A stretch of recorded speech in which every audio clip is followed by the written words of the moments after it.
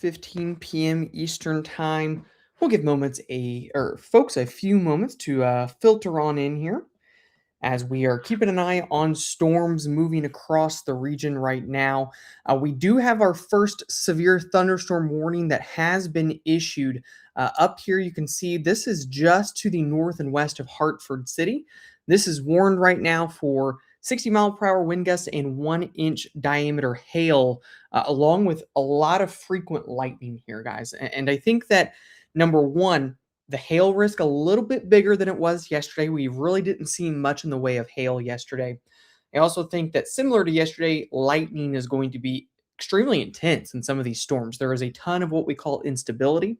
And so any of these storms that fire off this afternoon and evening, even if they're not severe, will contain a lot of lightning. So again, guys, we'll continue to let some folks filter in here. Really appreciate you all for hopping on and joining with us. And we will continue to go around the area. We'll go over the forecast, some of the key forecast notes that we're keeping an eye on as storms start to fire off across the area this afternoon. Right now, just the one severe thunderstorm warning. We do have another strong storm statement moving into the Fort Wayne area. That is for 50-mile-per-hour wind gusts right now. But the storms that are approaching the Indy metro area right now are not severe. So looking at the current radar via our BAM weather app, BAM weather platform, would highly encourage guys this afternoon and evening for specific timing details and impacts, and of course, location-specific alerts from our team, and for your precise location to scan that QR code in the top left and download the BAM weather app. Right now, guys, we do still have the 20% off discount ongoing for the home subscription. So if you use Storm 20 at checkout, then we will give you 20% off your home subscription. That is for today only. So Storm 20, 20% off home subscriptions. Scan that QR code in the top left or go to bamweather.com/sign up. Throw that right there in the chat. And then, of course, you can click that link to go ahead and sign up. You'll download the app from the App Store, BAM Weather app, and join us. And our team's sending out updates throughout the evening. Nowcast updates, I will share some of those with you as we progress throughout the evening hours. And then, of course, we do daily video updates, 60-second reels. Those are really, really cool. A newer feature that we introduced this year to give you a quicker snapshot of the forecast for critical weather information and key impacts. So thank you all again for tuning in. I'm seeing you all filtering in. I will get started with the forecast. I will answer some questions for you all, and then we will get going. All right, guys. So let's zoom this out. I want to give you all a big picture of what is going on right now. And if we take a look, we can see the setup this afternoon and evening, very messy in nature. This is not like yesterday where we're dealing with a widespread big cluster of storms. I think that this is more hit or miss in nature, more on and off in nature, not necessarily nonstop widespread storms. And I think you can really see this. Taking a look right now, a couple of areas that I want to keep an eye on. We turn on our drawing tool here. This corridor through here will likely continue to push off to the east over the next couple of hours. This will be for Indy probably the main show, but what I think can ultimately start happening along and south of I-70, more development in here, and I would not be shocked if this ultimately ends up being the corridor that has the highest severe weather threat. Now, it does look like our team just put out a custom BAM severe thunderstorm warning, and that is approaching the Danville area. So one of our team members here, it looks like it was Jacob Wagner, put out a custom BAM severe thunderstorm warning, which includes Danville, Avon, Clayton, and Plainfield. And this goes out for the next 40 minutes. So we can click on this and see that this is for wind gusts of 50 to 60 miles per hour and quarter-sized hail. And so keeping a very close eye on this storm, because this storm eventually, if we put the radar into motion here, would be a storm that approaches the Indy metro area within the next hour. So these storms right now moving roughly around 30 miles an hour west to east. They may have the tendency to speed up a little bit as they start to intensify, but we'll look at this individual cell here and we'll take it out as it approaches Indy. And you can see that this would impact downtown Indy by about 5:16 p.m. Now, if we speed this up, I'm going to speed this up a touch that would bring it closer to about 5:08 p.m. So you're looking, let's say, between 5:05 and 5:15 p.m. for downtown Indianapolis, 4:47 for Avon. And then if we zoom in here, and there's the severe thunderstorm warning. So that's a fantastic example, guys, of our team being several minutes ahead of when the actual warning was sent out. And so our team is constantly looking at all of these storms to try to send you advanced notifications because we want to give you more time to prepare. And that's a great example of it. So now you can see the dashed one was the warning that we had put out. The National Weather Service shortly after put out a severe thunderstorm warning for 60-mile-per-hour winds and 0.75-inch diameter hail. So great job, Jake, on getting that warning out there very quick to folks. And again, we will need to be keeping an eye on this storm as it approaches downtown Indy. There is a severe thunderstorm warning. 60-mile-per-hour winds will be the main threat with this, and you can see the timing on it as it approaches downtown Indy. So now 2 severe thunderstorm warnings at this point, guys. Actually 3. Looks like there's a couple of 4, a couple of new severe thunderstorm warnings that have been issued up here in northeastern portions of Indiana. A new severe thunderstorm warning, which includes Fairmont, Gas City, and Upland. This is for 1-inch diameter hail and 60-mile-per-hour wind gusts. And then we have the 3rd severe thunderstorm warning here, the one that we talked about when we came on the air. That includes areas like Lancaster, Huntington, and Warren. So, guys, I will get to all of your questions to the best of my ability here, but I did want to spend some time focusing on the big picture and some of these individual cells that we are looking at. What I'm going to do now is give you a look at the simulated radar over the next several hours so we can start to look ahead and plan ahead for all of you all that are asking questions about your specific locations right now. I'm not going to be able to get to every single spot, but I'm going to do my best to do that. Give me 1 second, guys.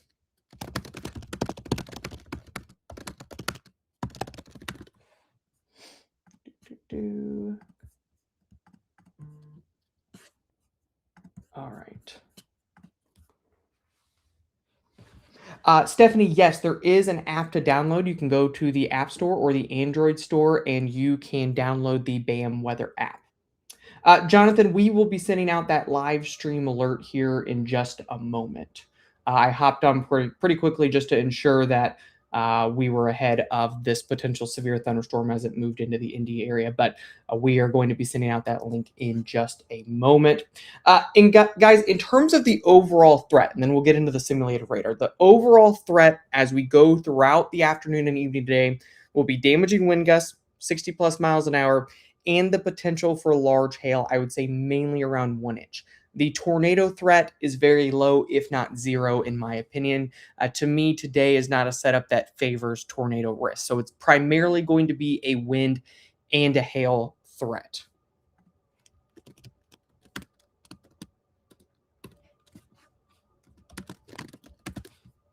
All right, just chatting with a couple of our team members here. I'm glad that you like that, Lindsay. I get some flack at work because I type really loud. So apologies for those of you that don't like the loud typing, but I am trying to keep in touch with our team here because they're monitoring things on the BAM Weather platform, and I'm communicating with them and to give you all the best information that we can as we go throughout this live stream. So taking a look here, I'm going to go through the simulated radar, and that will give all of you a little bit of a better idea of how we expect this activity to progress over the next few hours. So taking a look here, this is as we work towards about 5 to 6 o'clock. You can see storm activity continuing to fill in. And I would really expect that this line as it moves towards Indy is the main wave. What then starts to happen, this is by about 7 o'clock, this will be the corridor of the most widespread coverage of storms. And I do think that any of these storms will be capable of producing large hail, damaging wind gusts, frequent lightning, and heavy rain as well. So at this time, this is by 7 o'clock, you are pretty much clear north and west of Indy. And at this point, activity is much more isolated in nature from Louisville to Cincinnati. And so for outdoor activities from Louisville to Cincinnati, North Vernon, Indiana, you've got a couple of hours, in my opinion, to be able to get some activity in. In between Bloomington, Evansville, Indy, Muncie, Richmond, it's going to be much more of a challenge over the next several hours because these storms are going to move in. You have much more of a limited window here. Once storms arrive, we can see a pretty widespread rain continuing and some storms all the way out through 10 to 11 o'clock, and probably some more rain and storms that'll be building in into tomorrow morning. I am concerned that some of these can be pretty heavy in nature. I would not be shocked to see some localized rain totals again of 1 to 2 inches in a lot of the same areas that had it yesterday. And so we'll need to keep an eye on localized flash flooding concerns once again across southern portions of Indiana as we deal with these storms this afternoon and through this evening. Let's go back to the current radar here. Somebody had asked about what the pink cone is.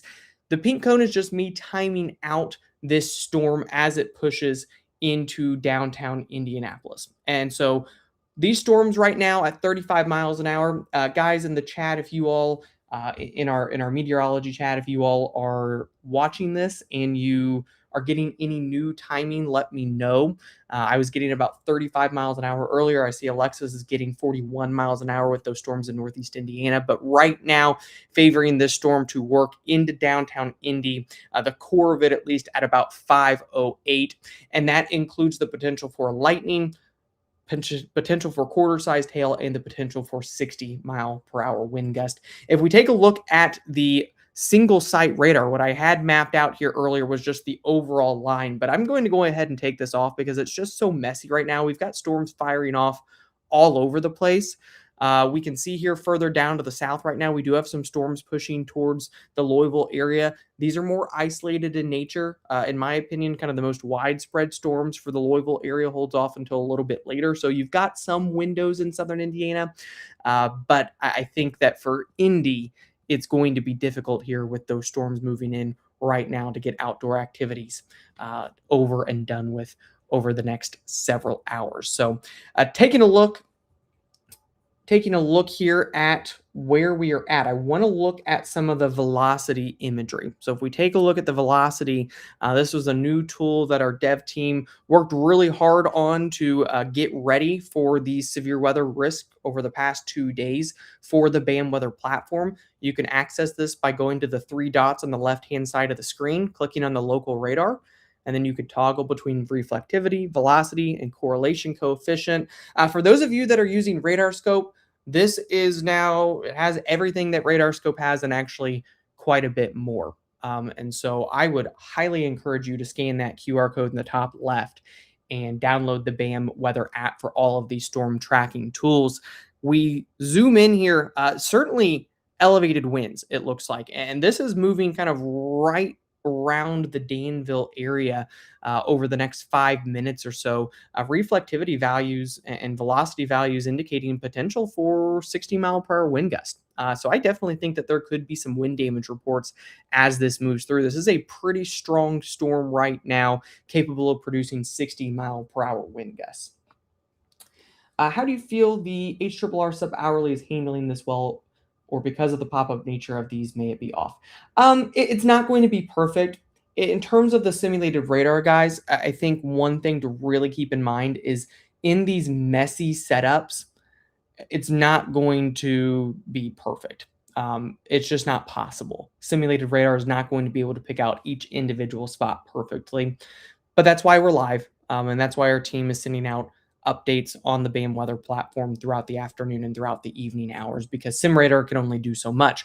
Great example of that is in southern Indiana right now. If we take a look at the HRRR for the simulated radar right now, we can see it's missing the exact placement of some of these pop-ups. It actually, I'll give it credit, it's trying to see some of these pop-ups in here, but it's underdone with some of this activity in southern Indiana. It's filling in a little bit faster than what it would have indicated. Still looks like the most widespread storms hold off until later, but probably more pop than what the simulated radar would ultimately indicate in southern Indiana over the next couple of hours. But certainly right now, the most widespread storms setting up across northern and central Indiana. It looks like I have a guest here, so let me see if I can add Mr. Matt Griffin into the stream. See, Matt, do I have you? Howdy, howdy. Hello, welcome. We do have, you're just in time for a severe thunderstorm. Yeah, I figured I'd join for the Indy severe storm, Brett. Well, I hopped on and it The warning was issued about, I don't know, 3 minutes later. So Yeah, I think didn't Jake put one out prior to? Jake beat the National Weather Service by about 3 minutes, 2 or 3 minutes, I would say, because his went out right as I came on. Beautiful. Well, Brett, it's interesting. Some of the ingredients out ahead of these storms as they move east. Mm-hmm. They may intensify a little bit, Brett. I think so. I I'm was looking at some of the instability is a little bit higher. The D capes higher, Brett, out ahead of them. Yep, I noticed the same thing. My thought, Matt, from where all the ingredients were lining up was this area in here, especially, would become more intense storms. I think Indy, as this passes Indy to Greenwood, Bloomington, Columbus, kind of as this activity shifts off to the east, it gets into a bit of a better environment. And I think East Central to South Central Indiana may be in the hot spot this afternoon and evening for the most severe storms. I'm not seeing much development out west of this. And so I was talking with Jake earlier, and you can tell me if you disagree, but I really think that if you're north and west of this line, you may end up being okay at this point. Yeah, I don't. I mean, I don't see any signs of development in behind this, Brett. Yeah. There's a little bit of development there by Effingham, um, right there. So maybe perhaps just yeah, there you go. Yep, that may be a better backline. Yep, nice. There we I go. like that. See, drawing tools on the BAM weather platform. I love it. So, anyway, guys, So, Soccer with Brian says Jake is a goat. that I wish I could count on my fingers how many times I've heard Jake say the word goat. I know. I was thinking the same thing. Brett, how fast are we getting these storms moving in general, would you say? So the severe ones have been moving closer to about 40 miles an hour. Okay. I think the line itself moving closer to 35 miles an hour was what I was getting earlier. So I had timed out 35 earlier, but maybe moving a little bit faster, especially to the north. It seems like these northern ones are moving a little bit faster right now. So I would say 40 for the ones near Marion and probably closer to 35 for the one approaching Indy right now. Okay, that makes sense. The upper level winds are a little bit stronger to the north, a little bit weaker to the south. So Yep. those being slower, that makes a whole lot of sense to me. I'm still seeing on the radar velocity products, Brett, still a 58 mile per hours on the velocity. Yeah, I see that. It's moving. It's about to move towards West County Road 200 south between Clayton and Danville. So if you live between Clayton and Danville, you're likely about to see severe weather and severe thunderstorm level wind gusts of 58, 60 miles an hour in here. I think certainly possible. Have they? National Weather Service hasn't issued the watch, have they? I have not seen a watch come in. I will double check. Okay, because there's a mesoscale discussion over Indianapolis. It looks like, Brett, it's an 80% chance of watch issuance. Yep. So which means basically they're going to, or highly likely they will. I don't know why they haven't yet. Yeah, I was going to say they better do it now, or some of these storms are going to be out of that MD area. Right. I don't see, Brett, in terms of any rotation, anything like that, which is certainly not really expected today, Brett. Yeah, so I mentioned earlier, Matt, that I felt like today was not a tornado day. The instability is very high and the wind shear is very low. I think it would have to be some kind of a boundary interaction. Oh, there's the watch. To get some kind of a we spoke it into existence, Brett. Right.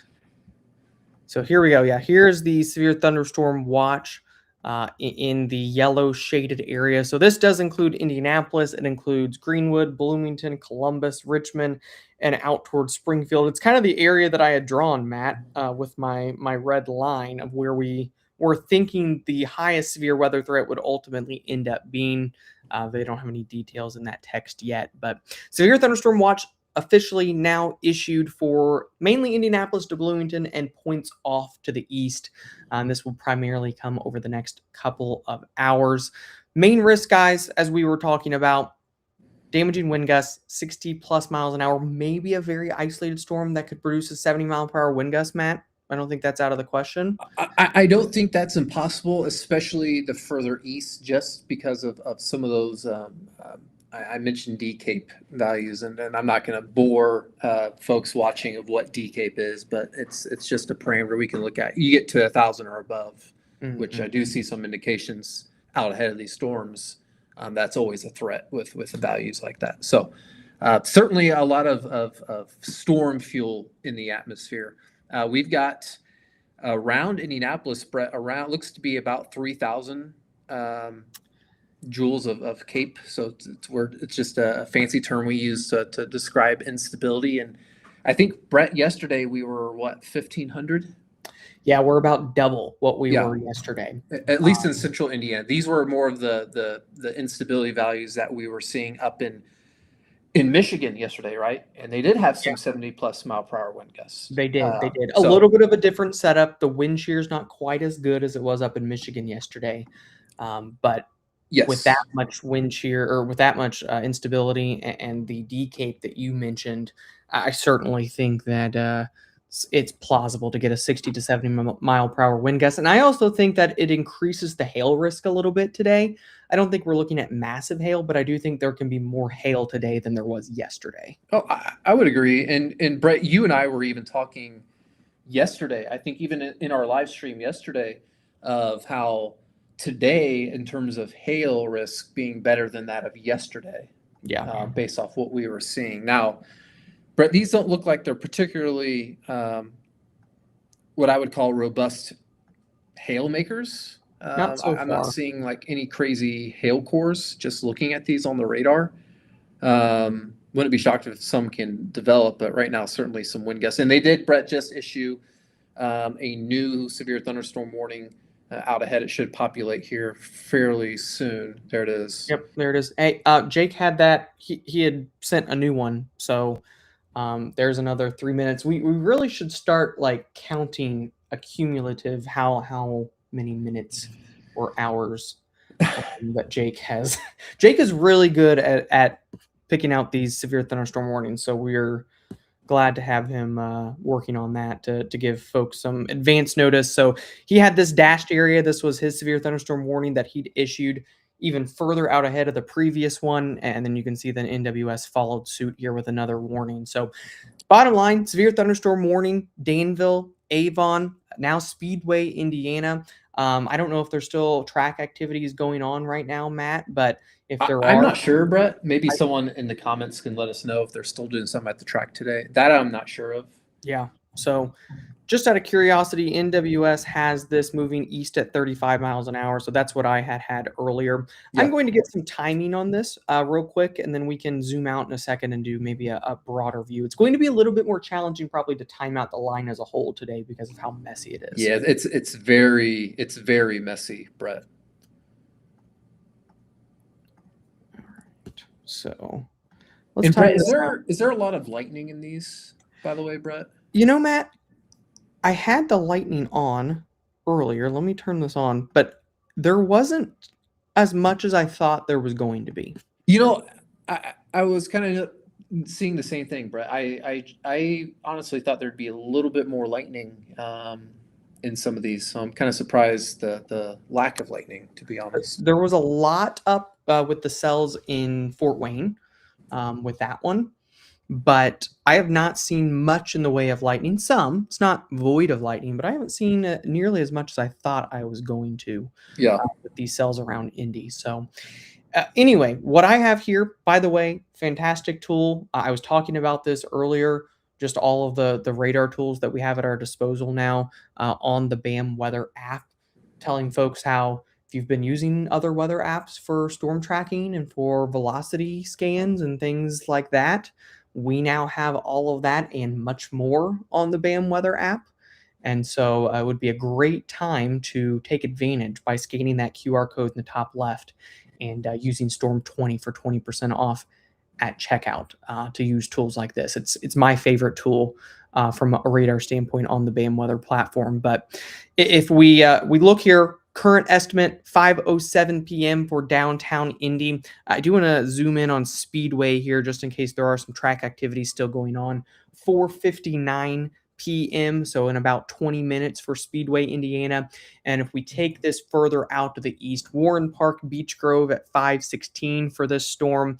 Main risk, guys, especially I'd say on the northern half where this blue line is tracking, main risk going to be wind gusts of 50 to 60 miles an hour and the potential for heavy rain and a couple of lightning strikes. Although I'm wondering if maybe this storm is starting to weaken a little bit, considering just the total lack of lightning strikes. It seems a little odd to me.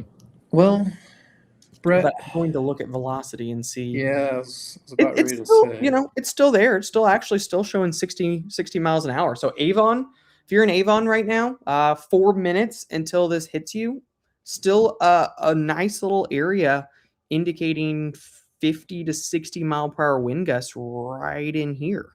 And so that is heading right toward the Avon area in the next 5 minutes. Brett, do you know, is there any new modeling we were liking by chance or anything?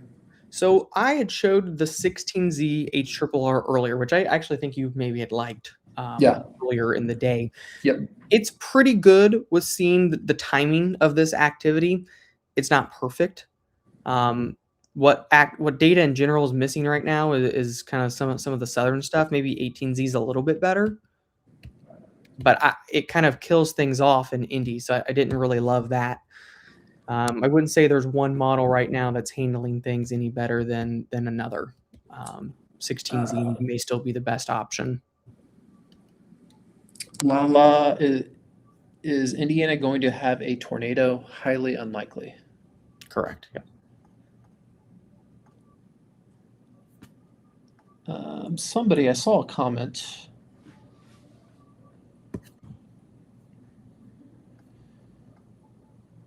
I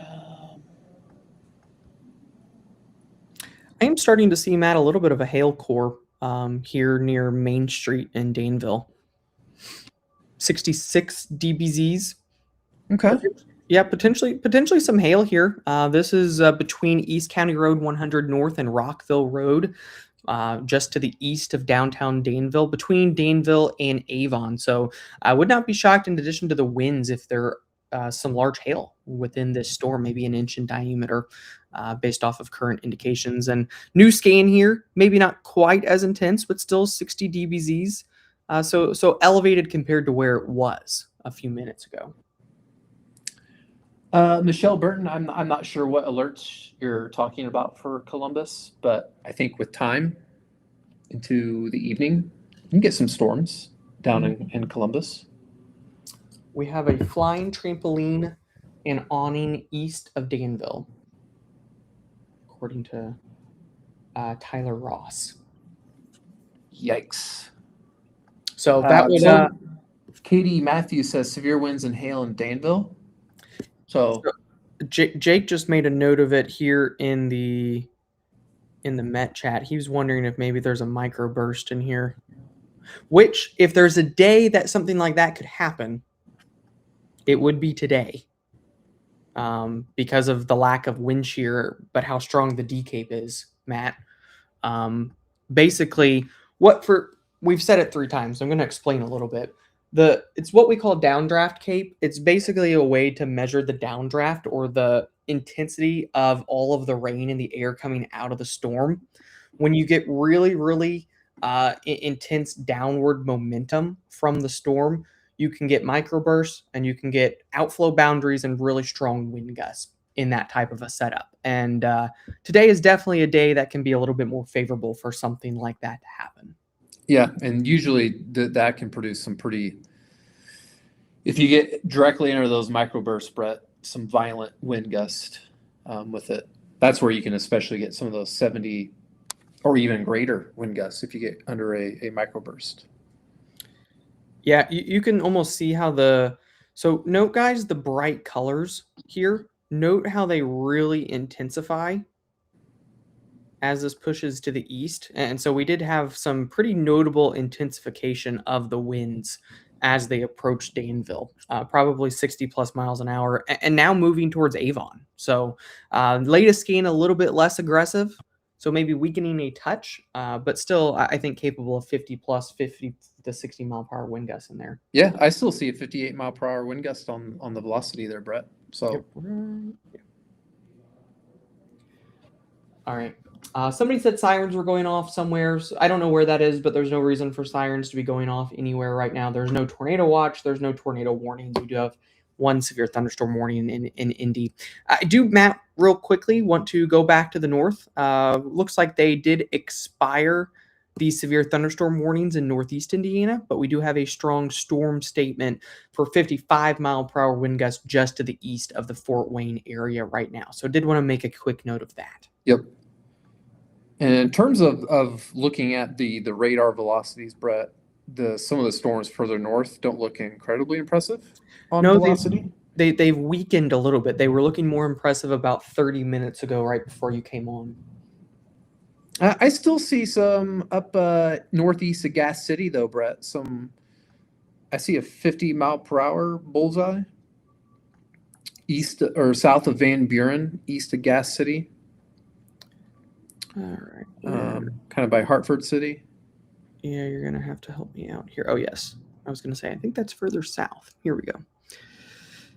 Yeah, there's still. I was looking at the Indy radar for what it's worth, but yeah, we're getting pretty far away from the radar. We're in the middle here. Yeah. Yeah, there it is. Yep. Could make an argument for a strong storm statement on this one. There's some elevated reflectivity as well, maybe some small hail in that storm.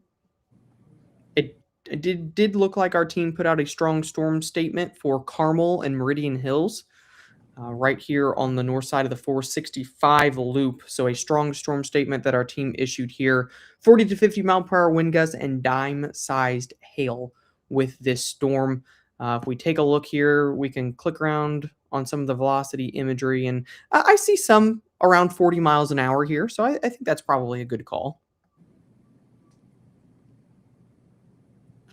A little bit of radar clutter in there too. A little bit.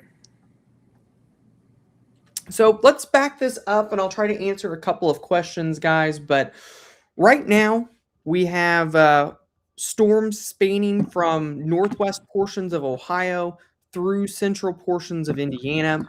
I think a couple of areas, interesting, Matt, I'm noticing a boundary, it looks like, right in here. Mm-hmm. So that may be worth watching for some new development along that. But I do want to make the note that I think that we do see some additional development in this corridor as we go over the next few hours. And so right now, storms are north of this, but I do think that Bloomington, Columbus, Greenwood, there can be some additional development here as we work over the next couple of hours. We do have a couple of strong to severe storms in southern Indiana, so let's touch on that real quick. Yep, looks like one impacting Louisville as we speak. Yep, downtown Louisville right now, we've got a strong storm statement for 40 mile per hour wind gusts and a half an inch sized hail. This was expanded, it looks like, up into Sellersburg and Charlestown here along the I-65 corridor, or that may have been the previous one, actually. Regardless, there's a strong storm crossing the river right now into southern Indiana, downtown New Albany, Clarksville, Jeffersonville. This is moving over right now. Looks like some heavy rain, lightning. If we turn on our velocity scan, we can look around, and yeah, there's some indications of maybe 40 mile per hour wind gusts in here, I would say. Somebody asked, what radar app are you using? I think Brent Smith asked that, or actually using our BAM weather application. We actually, if you scan that QR code in the top left-hand corner, you can, it will take you to sign up. We're actually having a 20% discount if you use Storm 20 at checkout, but this is our BAM weather app. This is where we distribute our forecast to clients and folks who are on the app. And they also received a notification that we were going live discussing this as well.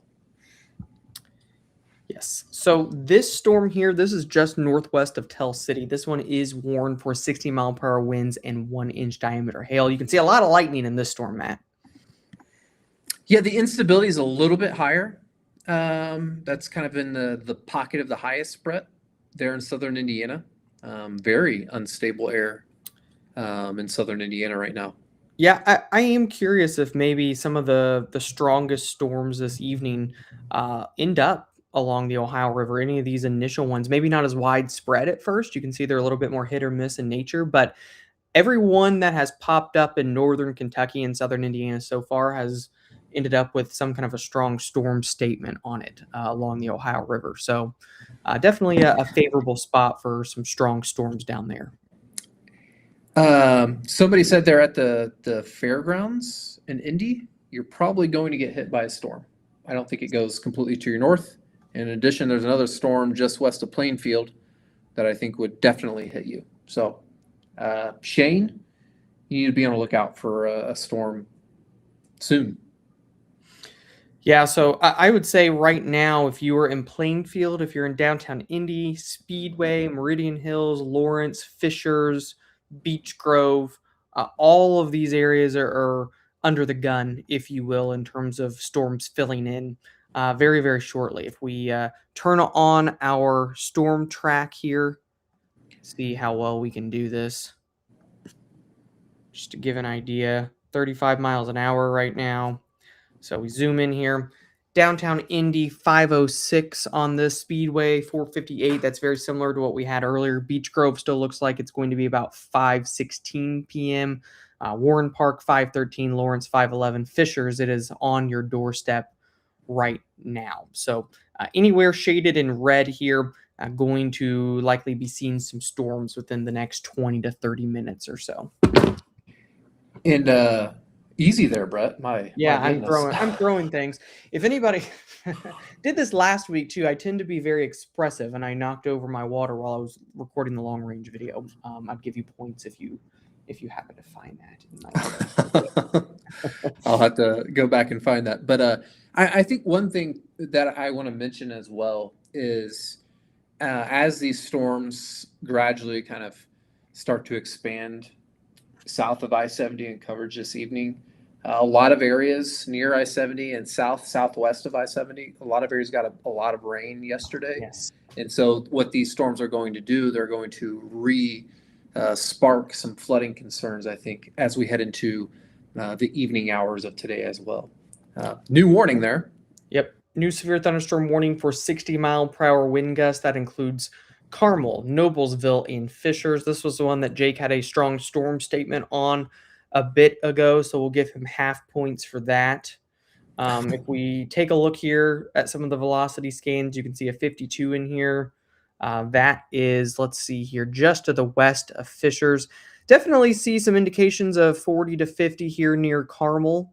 Probably still intensifying a little bit. This is crossing Keystone Parkway right now with some of the stronger wind gusts. And I was looking, Matt, it does look like maybe some small hail within this. It's warned for 0.75-inch diameter hail. So some small hail, also maybe some pea-sized hail with this as it crosses 31 there and towards Keystone Parkway, Carmel, and then eventually out towards Fishers. Yep, I see. Maybe the beginnings of a little bit of a hail core trying to get going. Yep, right in here.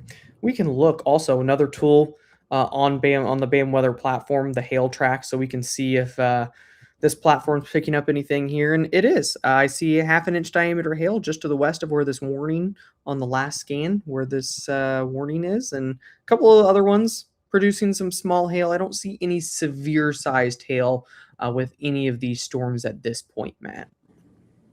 Doesn't look like it. I would agree, Brett. Doesn't seem like it. The one in southern Indiana may be a different story, kind of by Santa Claus, right? We can look down here and see if even then, Brett, the hail core doesn't look particularly. Looks like 1.1 inch in diameter, 1.25. Okay. On this one, they dropped the warning, which is interesting. Maybe the core's weakened a little bit as it's pushed east. Would be curious to see if there's any reports here in Shively in the Louisville metro area as well. Some 0.75, 0.6 inch diameter reporting here on the hail tracks on the BAM weather platform. I'm that by Santa Claus, Brett, on velocity. I'm still seeing some 50 plus. just southeast of Santa Claus. Maybe need to issue a new warning here. They just added a strong storm statement ahead of it. Yeah. And there is a warning, Brett, now in northwestern Ohio, just south of Defiance. New one in northern Kentucky. Well, bless you. So yeah, new severe thunderstorm warning here in northwestern portions of Ohio. This is a pretty small storm, it looks like. It's a very small warning, I would say. Mainly for wind, it appears. I wouldn't say it's the most impressive velocity scan that I've ever seen, but nonetheless, warned for 60-mile-per-hour wind gusts there. We'll go back down to Indy. All right, let me answer some questions here. Yeah. I do see a report. Setting off 31 in Carmel, small hail. Fairmont is getting it now. Let's see. Yes, click the 3 dots on the left of the radar to get the velocity option. I'll show you all how to do that. Let me move the QR code in the top left here so it's a little bit easier to see. So you click these 3 dots on the left side of the screen. You click on local radar. You can toggle back and forth between nationwide local radar or the hail tracks, for example, that I was on earlier. And then we can click reflectivity and click velocity and toggle back and forth between the two. Rebecca asked a question. Daughter has a game at Harrison in West Lafayette.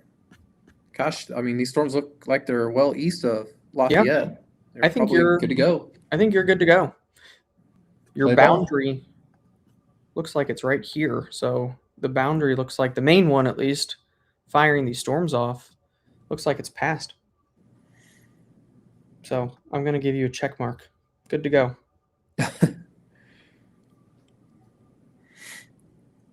Which is a good thing to overview. You know, if you're in Kokomo at this point, if you're in Lafayette, Danville, Illinois, Valparaiso, Indiana, South Bend, really think you're okay. There could be maybe a couple sprinkles that try to filter in later. That's back out in Illinois. But in terms of strong to severe storms, I think activity south and east of this red line at this point.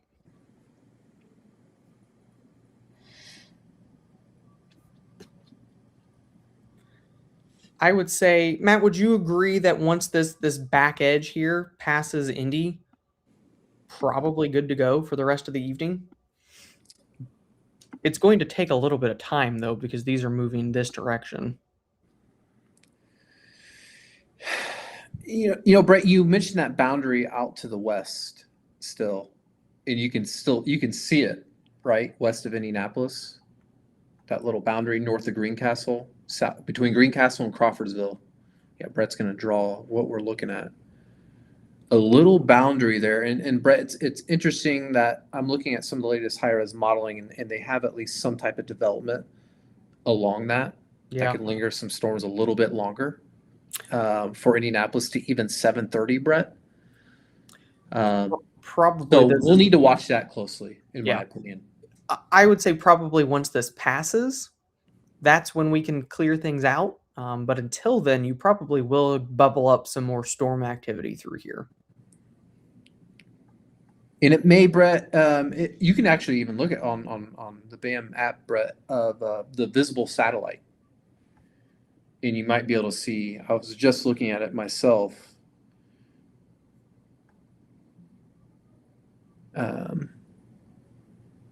It may be trying to bubble up a little bit towards Terre Haute, Brett. Yeah, you can see it right in here.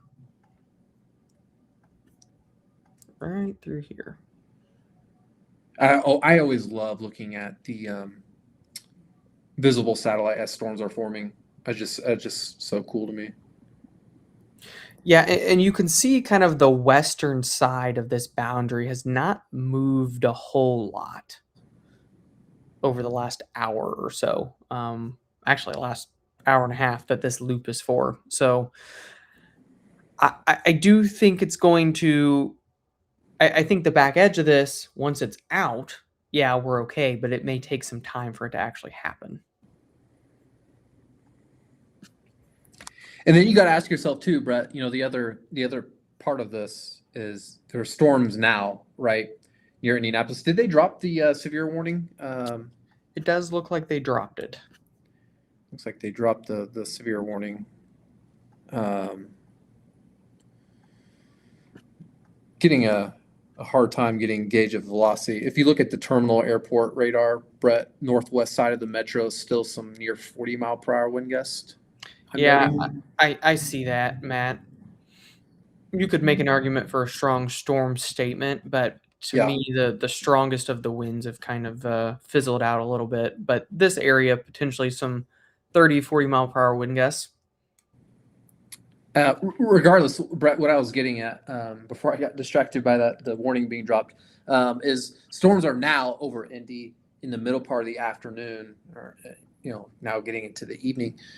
How much instability will we still have left at that point for the storm fuel? Because oftentimes when you get in the afternoon, you get a storm to pass. Well, you can even feel it, right? It feels a little cooler behind a storm because the atmosphere has been kind of used up, so to speak. And so that'll be an issue too, I think, with lingering storms. But just bears watching that boundary there. Certainly we see it. Yep, for sure. And I would say right now, really the main areas to keep an eye on, we've got the severe thunderstorm warning on the north side, Fishers to Noblesville, Carmel, probably the worst of it, passing Carmel at this point. And then we have a strong storm statement up here, a couple of strong storm statements south of Fort Wayne for 50 mile per hour wind gusts. And then it looks like our team put one here near Portland for wind gusts of 40 miles an hour and half an inch hail. So a couple of stronger storms, but at this point, Matt, really where the highest concentration of strong to severe storms have been is down here in southern portions of Indiana. So eventually we'll need to watch this line here as it approaches the Louisville area. Brett, interesting. Although it may not necessarily look like it on the radar, I mean, that storm in southern Hamilton County, I'm looking at some radar estimates for rainfall totals. And just southwest of Carmel, I'm seeing some amounts right near an inch. So, dumping a lot of rain locally where these storms are passing through. Yeah, and I think that's a really important point to keep in mind. This is going to be a night where storms are very efficient rainmakers. There's plenty of moisture in the atmosphere. There's a ton of instability. There's maybe just enough wind shear to help them not rain themselves out entirely. There's the front that kind of keeps some of the forcing and the lift there too. So these storms can quickly put down some heavy rainfall rates, and we'll definitely need to especially watch that into southern Indiana where more of the widespread flooding was yesterday. Wayne's on. Wayne, great to see you. Thanks for joining us. We love Thank you, Wayne. Wayne. Wayne's probably getting a good storm right now down there in Louisville. Yep, down in Louisville. Let's check it out for good old Wayne.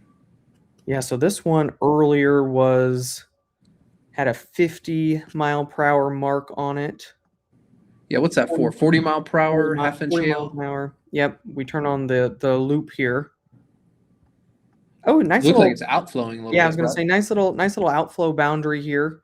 We had a nasty outflow boundary that worked through here in southern Indiana last night and knocked out power at our house. So these outflow boundaries can certainly mean business, even if it's just a quick 40 to 50 mile per hour wind gust. So be keeping an eye. Hollow Creek, Jeffersontown, maybe for some gusty winds and perhaps some new development, it looks like, as that passes as well. Brett, I wouldn't be shocked if some of these storms, even further north, I know the winds are a little bit weaker down there, so it makes sense those are outflowing, but maybe some of the storms closer to Indy can start to outflow too, and then it's those outflows we need to watch for some additional development, especially south of the I-70 corridor. Yep. Andy, good afternoon. Hope you are doing well. What time for Columbus? Let's see if I can. I'm going to attempt, Matt, to do maybe a wider track on this. Brett, real quick, I'm just noticing on the Indy radar by Mooresville, I see a south diving outflow. Okay, let's look.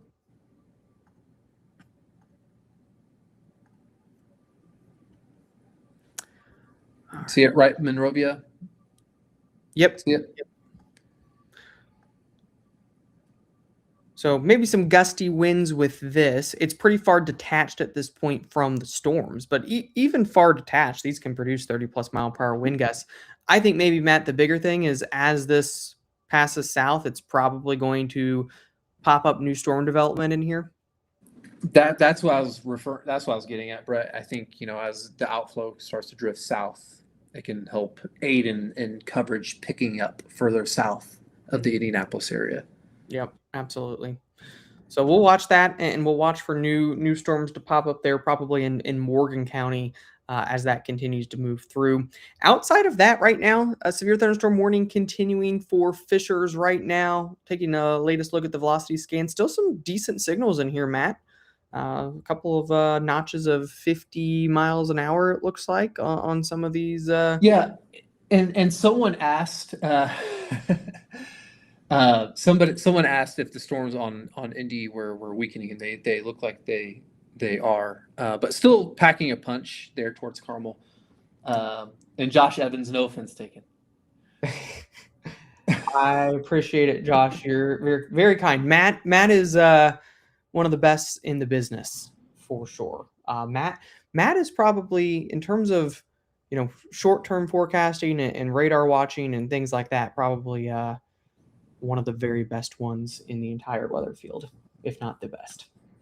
Brett, you're gonna make me blush. Matt, I don't know what's happening with this Patricia. The comments coming in on YouTube.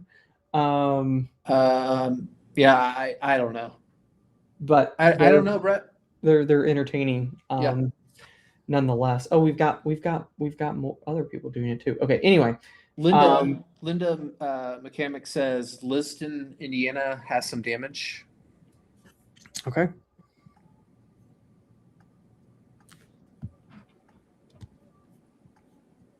So they were kind of by that storm. It was really getting going, Brett, earlier. Yeah, and again, I think just the way that it intensified, I would not be surprised at all if there was some really, really strong wind gusts. Yeah, I was going to say, I'm pretty sure right along I-74. Brett, I've seen a few questions from folks about southern Indiana as far as timing is concerned. There's a couple things we could do. One is we could at least time out that storm, the group of cells just southwest of Indy, west of Bloomington. And then maybe we can show some future radar just to give them a sense of the expanding coverage heading into the evening hours of today. Yeah, so I'm going to do kind of a big line here. I want to emphasize this is not going to be perfect because of the messy nature of this. Alexis is getting this moving at 35 miles an hour west to east. So this is going to give a general idea of when storms can, let's say, start to fill in across these areas. Yeah, and keep in mind, if you're towards North Vernon, right, there's already some storms out ahead. Sure. Right. There's going to be some pop-ups out ahead. The next thing I was going to do, Matt, was do maybe this same thing for the southern Indiana set of storms as well. So maybe if you're in North Vernon, you may have a couple of rounds of storms. This doesn't mean that you can't get pop-ups out ahead. In fact, there probably will be some isolated pop-ups out ahead of this. But this is kind of let's say, the most widespread line of storms. According to Big Steve, storm in North Vernon, southeastern Indiana looks to have rotation.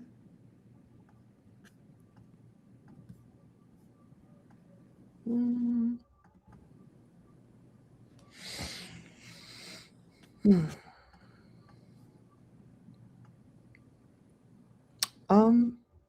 I don't know. I don't think so. Awfully far from the radar too. Nothing's screaming to me, unless you saw something, with your eyes. Yeah, I don't. Looks like, Brett, though. I will say, I'm wondering that cell by North Vernon, actually closer to Lovett, looks like maybe a little nasty hail core trying to develop. Yeah, and I'm seeing some spikes in the velocity, so I'm wondering if there's some stronger wind gusts just from the wind and the hail hitting the ground, some kind of microburst, downburst type of thing. Yeah, Chelsea did it. It kind of right as it got into Indy, it weakened a little bit. Um, Not as nasty as it once was. Um, there over Indy. So this is the general idea of where the kind of the main line of storms is right now. We can see out to the west. There's more behind this, so this doesn't necessarily mean that there's not any additional with this activity back here as it kind of pushes in, but leading edge at least of some of these storms, Bloomington here in the next 30 minutes or so, and then further out to the east as time goes along. It does look like Jake probably, yep, Jake put a severe thunderstorm warning on this storm here in North Vernon, Indiana, and he warned this for 50-mile-per-hour wind gusts and 1-inch diameter hail. So perhaps some large hail moving through Jennings County here, moving through the North Vernon area right now. Is Greenfield going to get hot today? Asked Deb Isaacs. Just based off what I see out to the west, probably. Yeah, probably so. Yeah. All right. Looks like we have a strong storm statement here near Plainfield. Justin Stewart asked, I am literally moving everything I own today from Brown County to Salem, Indiana. Am I in serious danger? When are you leaving? I mean, it's probably you're. If you can take some rain and some storms, you'll be fine. There's not going to be any tornadoes or anything like that. But I don't know if you have things on a trailer exposed, then you're probably going to have some issues. Just started raining in New Whiteland. April is letting us know. Yep, I see that little cell there, kind of by south of Greenwood towards New Whiteland. Doesn't look anything menacing at the moment. April. So these storms, as they approach, somebody asked about Lexington earlier. These are pretty far away from Lexington at this point. If you took the current setup verbatim, they wouldn't get here until after 8:30 or after 8 to 8:30. But it does look like another wave likely heading towards the Louisville area in the next hour or so, hour and a half. Brett, I'm seeing another outflow boundary that moved away from the storms that were impacting southern Hamilton County. Okay.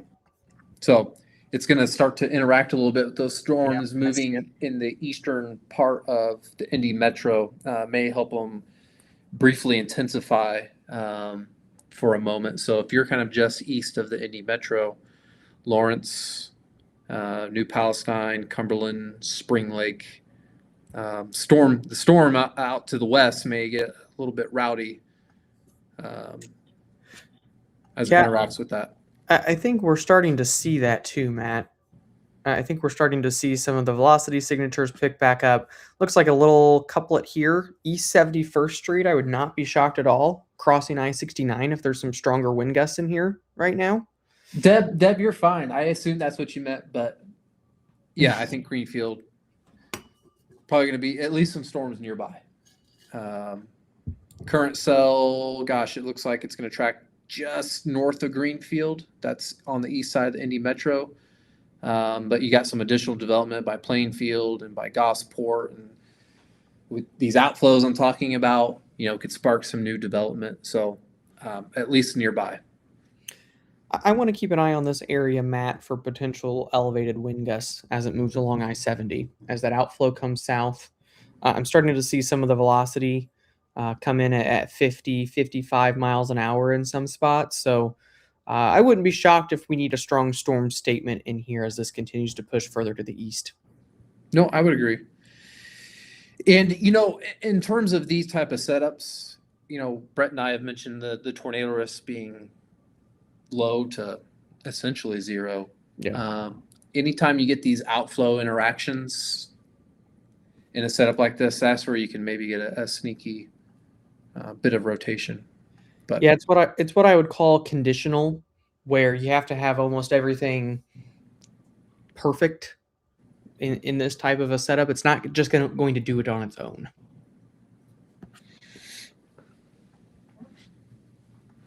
anytime, Deb. A couple of folks, Maya's asking about lapel, and Brandy's asking, can you show Anderson area, please? Sure. So Anderson, you've got a decent little storm moving in here shortly. Right now, I would say, again, you could make the argument of a strong storm statement on this. I'm seeing some indications of perhaps Near 40? 50 mile an hour Oh, wind. yeah, 47 there, just west of Anderson. Yeah. So probably some gusty winds. There's definitely lightning moving into Yep. the Anderson area right now. Yep. But I don't think nothing substantial, nothing that's going to necessarily cause widespread damage.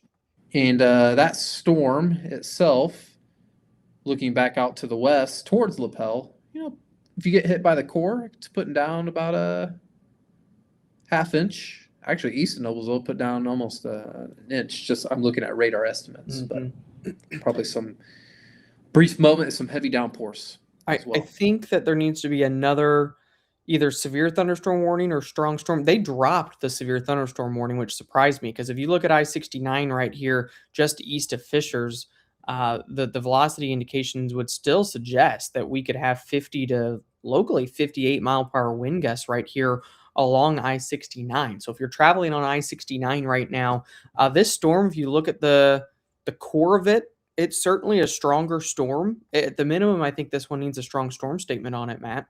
I agree. It needs something. I mean, there's 57 miles per hour right there, right?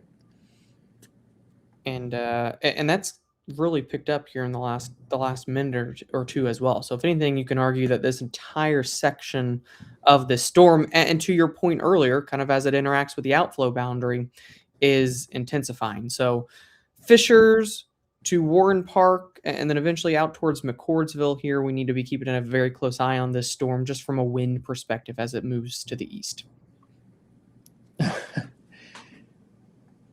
Tiffany asked, yesterday my nephew was building me a ramp. Your team said 7 minutes, so I told them they was laughing because it was picking up when they pulled off the work their butts off to get out in that time frame. I wouldn't say India's in the clear yet. Not yet. Sarah. There's another storm here in Plainfield that we need to watch. The boundary itself is still out to the west. So I wouldn't give the all clear until I see this boundary pass.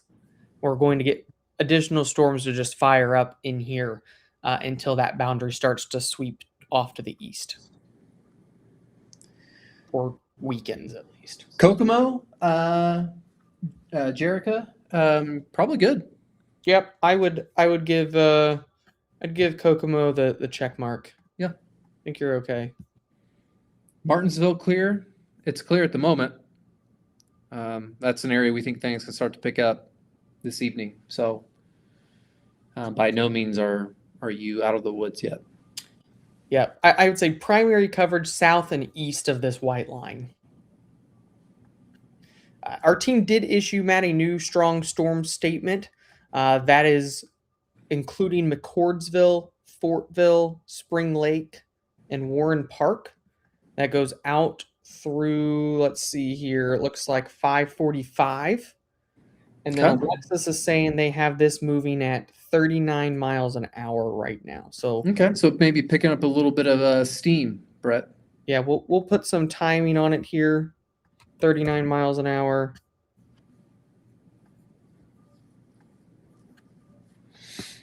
All right. I know somebody had asked about Newcastle. So if it continues at this speed and at this intensity, Newcastle by 6:07 p.m. in about 50 minutes.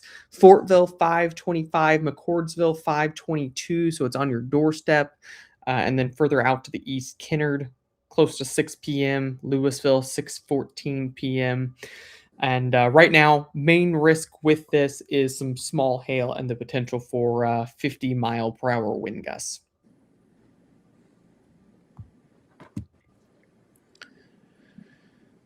A whole just kind of group of strong to severe storms there, right by Decatur, Indiana, up towards just south of Paulding, Ohio. A couple severe warnings, strong storm statements, 60-mile-per-hour wind gusts on both of those severe warnings.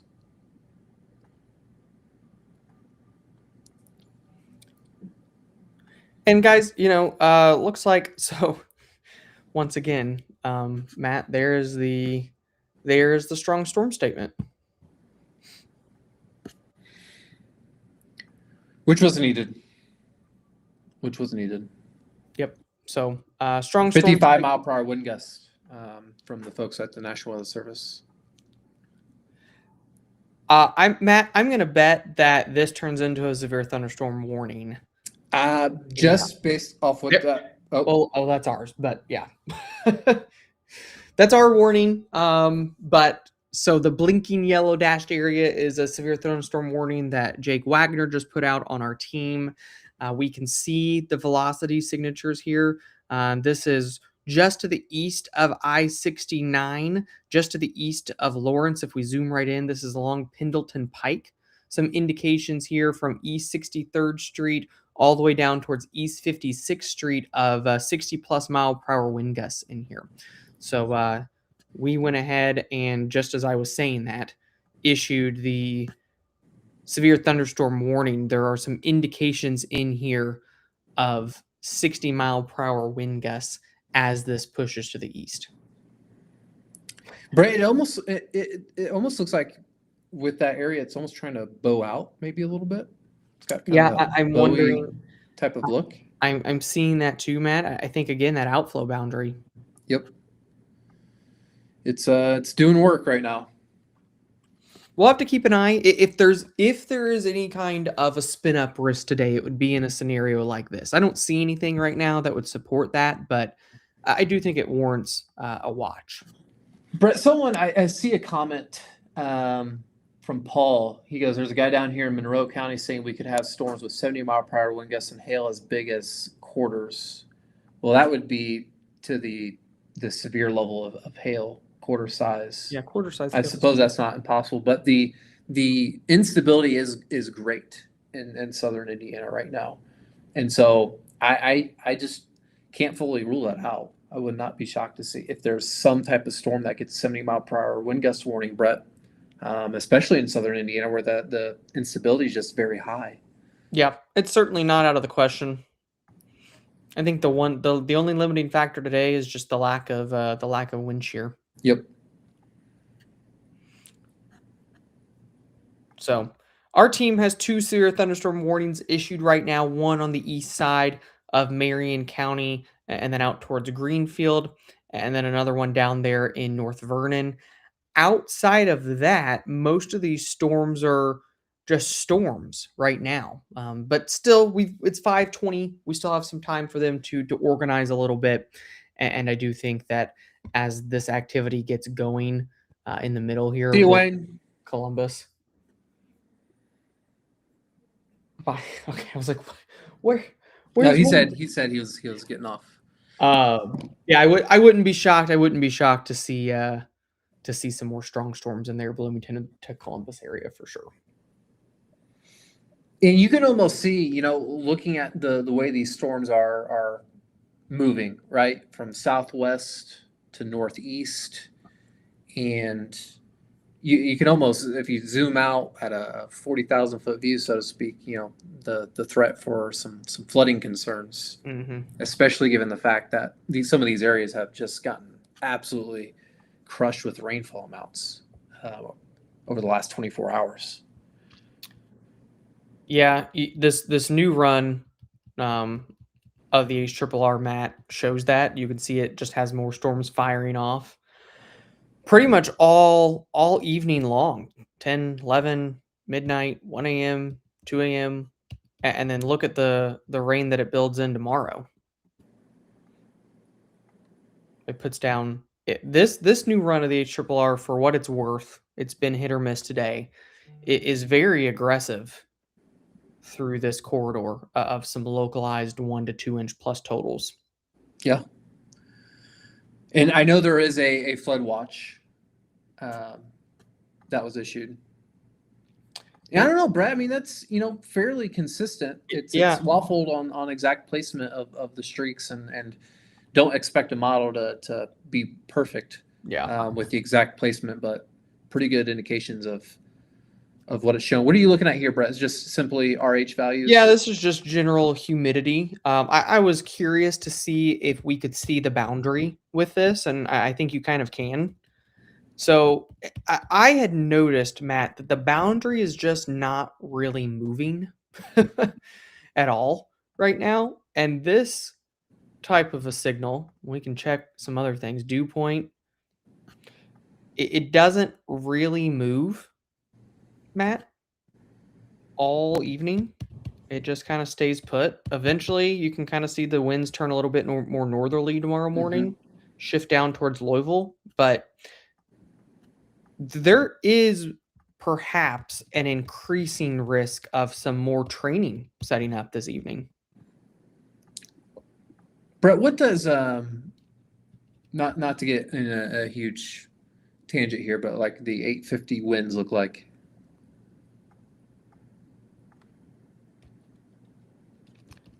Let's see. Not particularly. No, they're not stellar, crazy. but you can see the subtle shift here.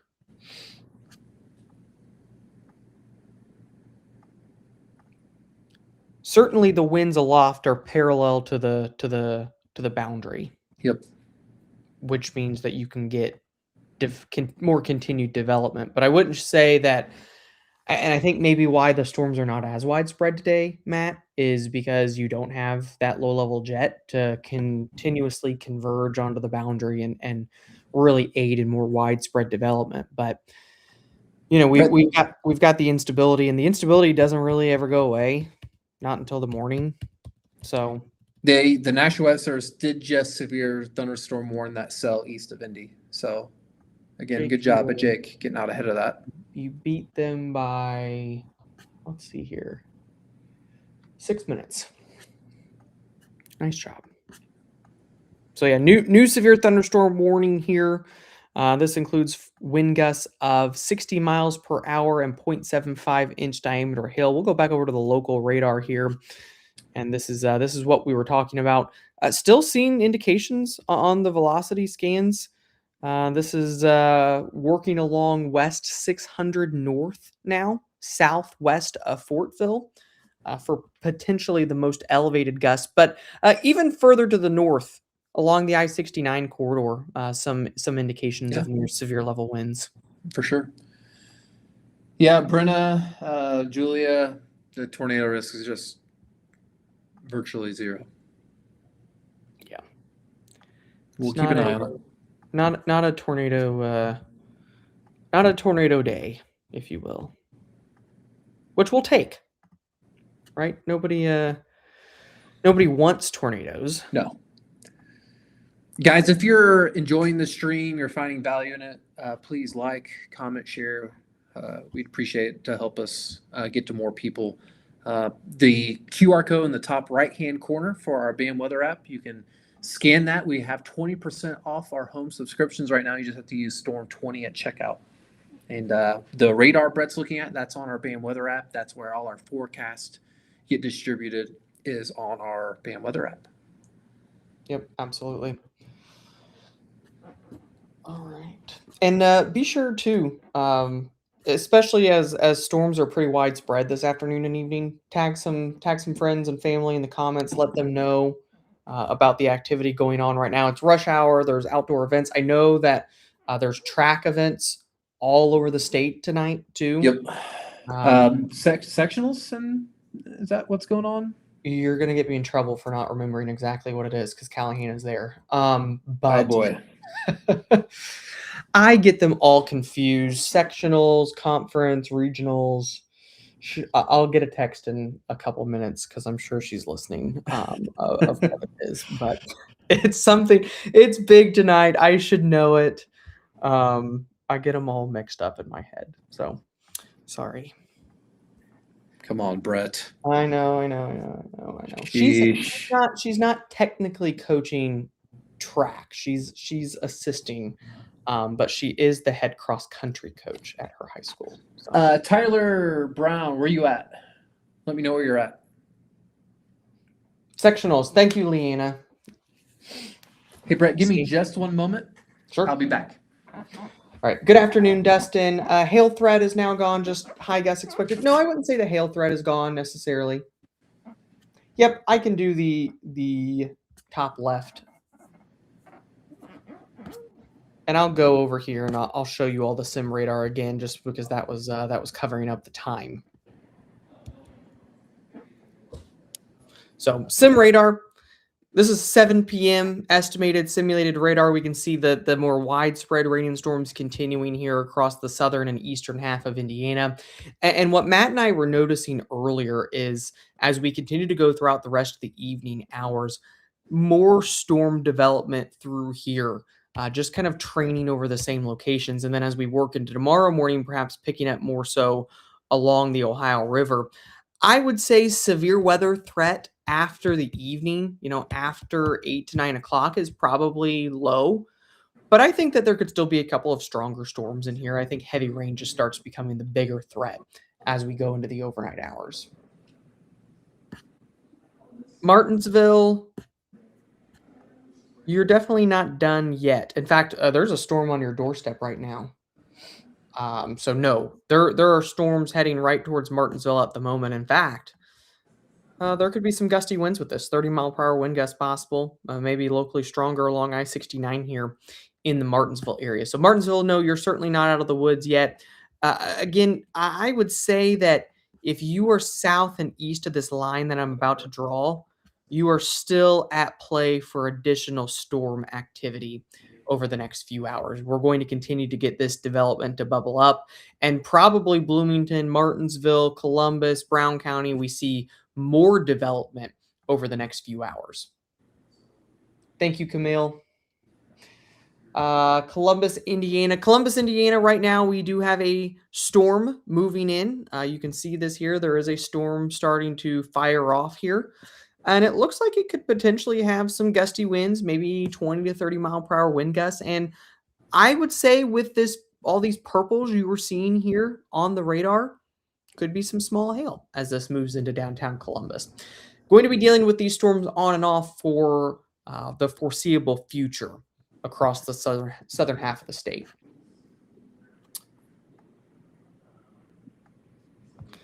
So right now we just have the one severe thunderstorm warning. Here's the timing on that. You can see it's on Pendleton's doorstep right now, eventually working out towards Wilkinson, working towards Markleville and Kennard.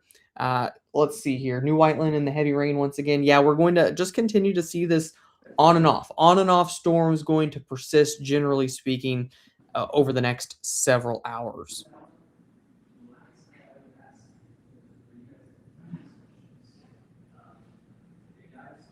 Broad Ripple, I would say that for now, the strongest storm is east of you. I wouldn't say you're 100% out of the woods yet in terms of additional development. Probably seeing some additional rain here moving through the 465 circle right now, but the strongest storm to your east right now in Broad Ripple. Greenwood, we'll have to keep an eye on these storms out to the west. So a couple of things I want to note. Number one, there is another, what we call an outflow boundary or a gust front that is surging south through Greenwood right now. And so I would be watching for new development as this passes. In fact, you can see, watch how is this boundary. If you can try to keep an eye on it. It was right through here before. Watch how, as it dives south, you see new storm development start to fire off here near Southport, near 465. So as this continues to push south, I would be watching for new storm development in Johnson County, in Morgan County, very shortly in the next 20 or 30 minutes or so. And guys, in terms of specific timing for specific areas right now, for example, Greenwood, I don't have a good timer on Greenwood right now because we're probably going to see new development. And that's what we're going to be dealing with a lot as we go throughout this evening. Storms popping up, storms dying off and on. It's not a line of storms, but I think that the general theme, if I can back this out and circle an area, the general theme is, especially over the next 3 hours or so, if you are along and south of this white line, there's going to be pop-up storms, and any of the storms will be capable in a scattered fashion of producing 60-mile-per-hour wind gusts and the potential for large hail. And so that includes Greenwood, that includes Bloomington, that includes Columbus, Indiana, that includes Louisville, down towards Clark County, includes Jennings County, and eventually out towards Cincinnati. And so these storms, as they continue to bubble up and fire off, are capable of becoming strong to severe. But as you can see here, not every spot all the time is going to get it. And it's going to be challenging to time out the specific cells on the live stream for each particular one, because there are so many different cells. So we're going to be focusing in on the ones that are the strongest and trying to time those out for you all as we go throughout this event. In terms of the large hail, I would say an inch in diameter, maybe an inch and a quarter, but I don't think we're looking at extremely large hail with this setup. Guys, while we have a brief little quiet minute, and then I will go look around at other activity across the area, be sure you scan that QR code in the top left. The tool we're using here, the radar tool that we are using, that is our app. That is the BAM Weather app. And we do have that 20% off the home subscription, Storm 20 at checkout. You can access this radar imagery. You can access our storm tracking tools. We have the velocity imagery on here as well. If you're using multiple different weather apps right now for storm tracking plus forecast, we combine both of them. So if I go over here on the right, we've got the storm tracking tools that I'm showing you, but we also have the nowcast that our team's sending out. You can see one here that Daniel put out just a little while ago of a general progression of this line. We also have an hour-by-hour forecast. You can see the storm chances in here. You can see the rain all the way through much of the day tomorrow. Most of tomorrow is going to be a washout. You can click and we can see how much rain we're going to get. And so this is Indy. Forecast here is for maybe an inch and a half of rain additionally through the end of tomorrow. And then we have video updates. So Jake did the morning video. I do the morning video a lot of time. And most of the time I will do the long range video as well, talking about the patterns ahead. So you can access all of this information with the BAM Weather Home subscription by scanning that QR code in the top left. So how do you scan if you're using a phone? Diamond, what I would do here is click this link, and you can do that. And then if you're using the phone, I believe you can also hold down, but if that doesn't work, you can click on the link there, bamweather.com/signup. Too many, thank you so much for subscribing. Excited to have you on board. West side of Indianapolis right now, you're okay. You can see west side of Indy storms are east of you, at least at this time. Right now, we do still have the severe thunderstorm warning in effect. That includes areas like Greenfield, Wilkinson, Markleville. The timing that you see here on the radar is showing you when we expect that to arrive. I am going to turn the storm track off for a second because I do want to show you what the velocity signatures are still indicating. And still plenty of indications here of 50 to 60 mile per hour wind gusts as this moves from west to east, just east of Fortville and heading towards Pendleton right now. This is not the only storm tonight. There's going to be numerous storms as we go throughout the rest of the evening hours. If we take a look and we zoom out here, we can put the radar into motion and you can just see more and more storms firing off. So I don't think that this is the only storm for the rest of the night. This boundary stalls out and we continue to see new storm development.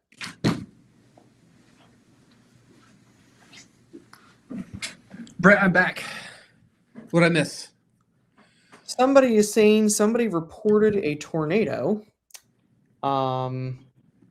in Martinsville. I am going to kindly say that that is not accurate. But there's some gusty winds in here near Martinsville. I bet it's scud.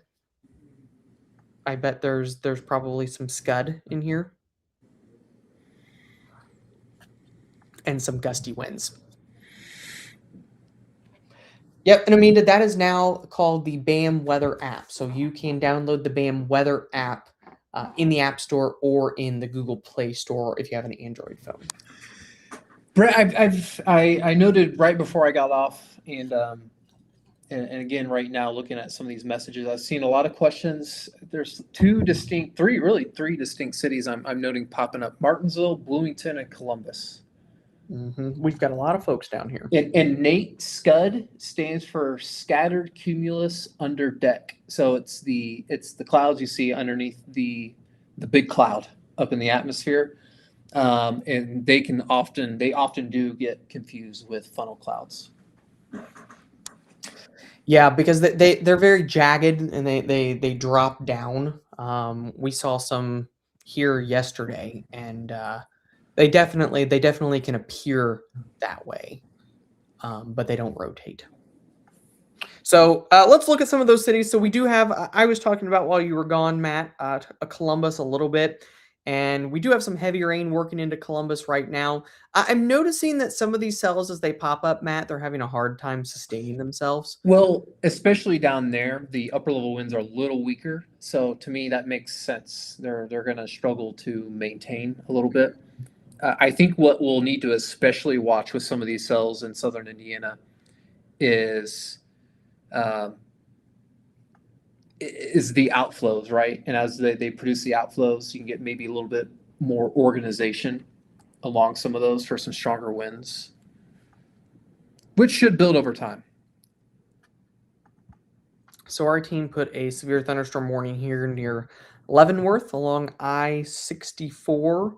Looks like some elevated wind gusts in here on the leading edge of that, perhaps. So some gusty winds here in Leavenworth, kind of right along the Ohio River, right along the I-64 corridor in southern Indiana.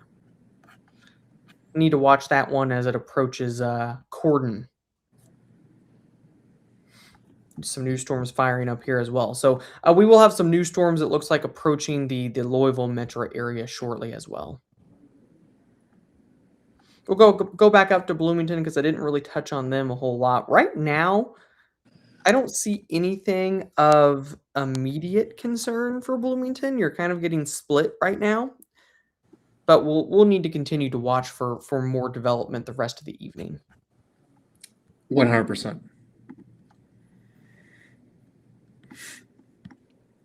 Somebody else asking about a tornado in Martinsville.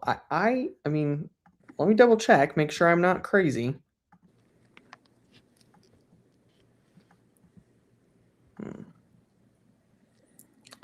Matt, I mean, if there was one, Brett, I mean, it's something so brief and small.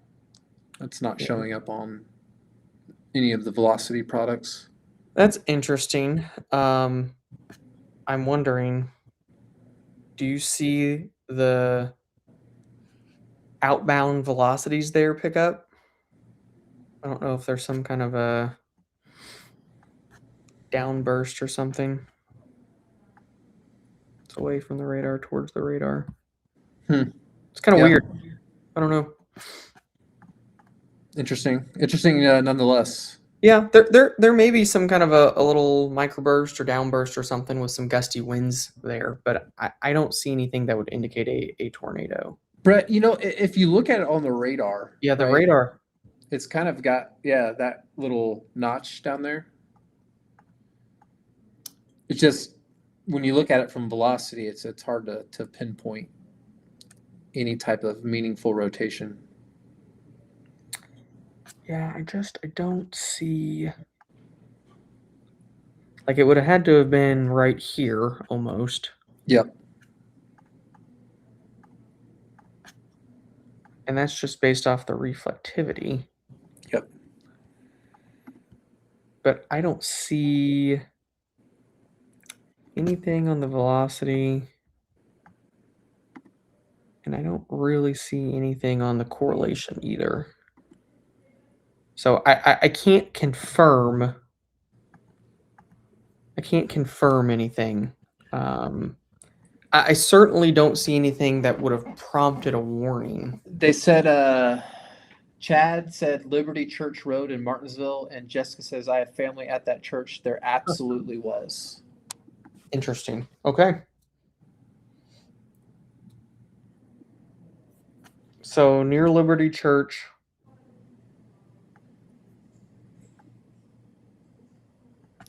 And Chad said, Scanner said tornado.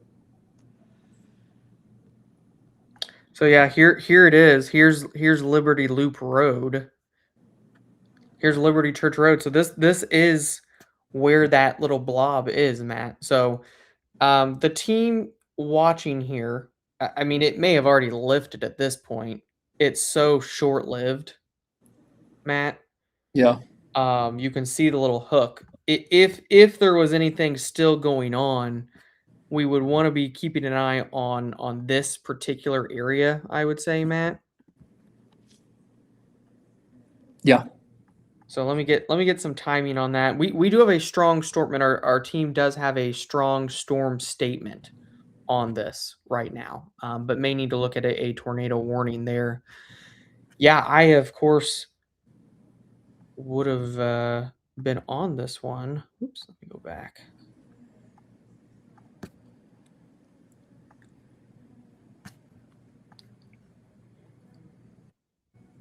All right, so timing on this here, guys.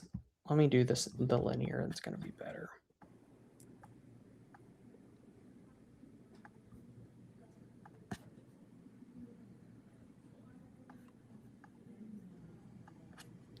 All right.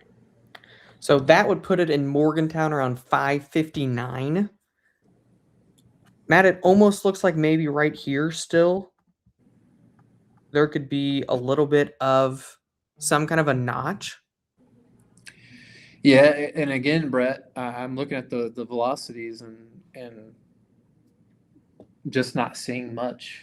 So I think what I would recommend for folks in this area, just to give them something actionable, is if you live within, let's say, this corridor, and I'm gonna make it relatively small just because I think this is a limited risk at this point, but maybe in this corridor, go to the basement, take shelter out of an abundance of caution, just because of the reports that we're getting in, and because of this little notch here. You can see it right here. Yep. So this it's clearly nothing that the National Weather Service hasn't put anything. They don't even have a strong storm statement on this right now. And on the velocity scans, as you mentioned, Matt, there's nothing substantial that you would see. Maybe something very subtle here. I mean, but it's extremely subtle. Yeah. Extremely subtle. No, I would agree, Brett.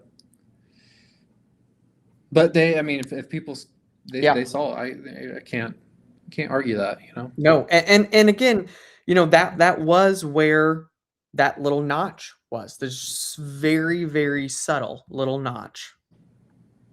Right, if we go back right in here, move this over right here. Brett, interesting.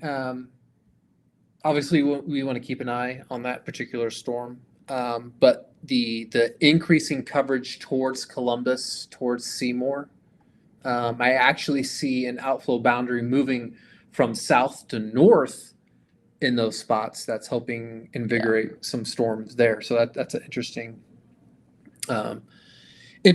And in fact, Brett, with this outflow that's moving south to north near the Columbus area, Seymour area, and another outflow shifting from north to south, eventually I think those two may be able to combine forces, and just eyeballing it, that would be somewhere perhaps towards Edinburgh, southern Johnson County, perhaps, where that may occur. So I'll be really keen and interested to see, as those two aspects interact, if we can see some blossoming of the storms south of I-70 as those two meet. And in my experience, when we get some of these outflow collisions, you can get some flooding that can develop as well. So, All right. Dustin, it's hard to say. It's hard to say. I haven't heard anything from my team, and just they don't have a lack of evidence.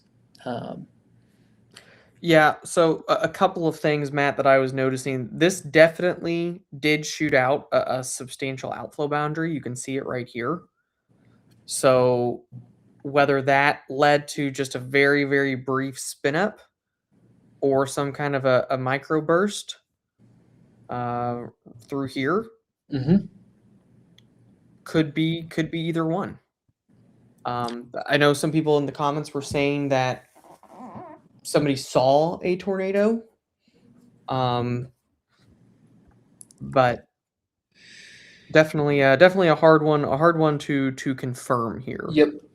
Kelsey Spoor said, I live off Liberty Church, multiple trees down in our area. So whether it was from a tornado or microburst, obviously it packed a punch, right? At the end of the day, it doesn't really matter because Yeah. those both create a ton of damage. So it doesn't really matter. New severe warning, Brett, in Columbus. 60-mile-per-hour wind gusts observed in Columbus. Hope just sent. Let's look at that one.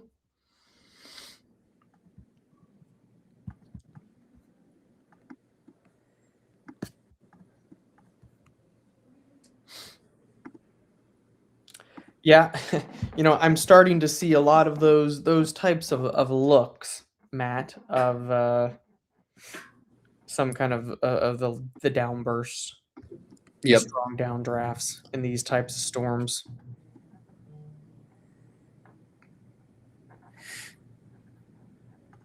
Brett, I've got a feeling it may start getting a little loud at the office. We'll see. So 60-mile-per-hour wind gusts possible with this storm in Columbus. You also have a decent amount of lightning, some heavy rain on this too.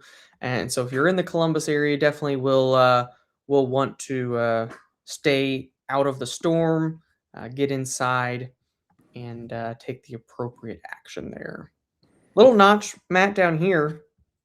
Where's this at? This is northeastern Monroe County. But again, nothing on velocity really that would be of substantial concern. Oh, I would agree, Brett.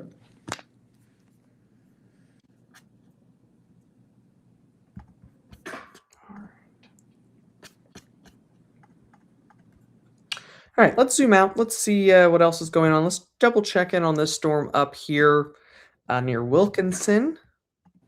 Still have a severe thunderstorm warning on that.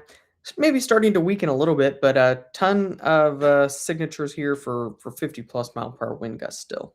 Yep. And I would say, Matt, at this point, wind is the biggest risk. I'm definitely concerned about these cells as a whole, and the fact that they're pulsing so much, they intensify and then they weaken. You can get microbursts in this type of setup. You can get strong wind gusts in this type of a setup. You're probably not going to get a super well-defined line of storms with this type of a setup. You can get hail of maybe an inch in diameter in this type of a setup, and the tornado risk continues to be very low overall.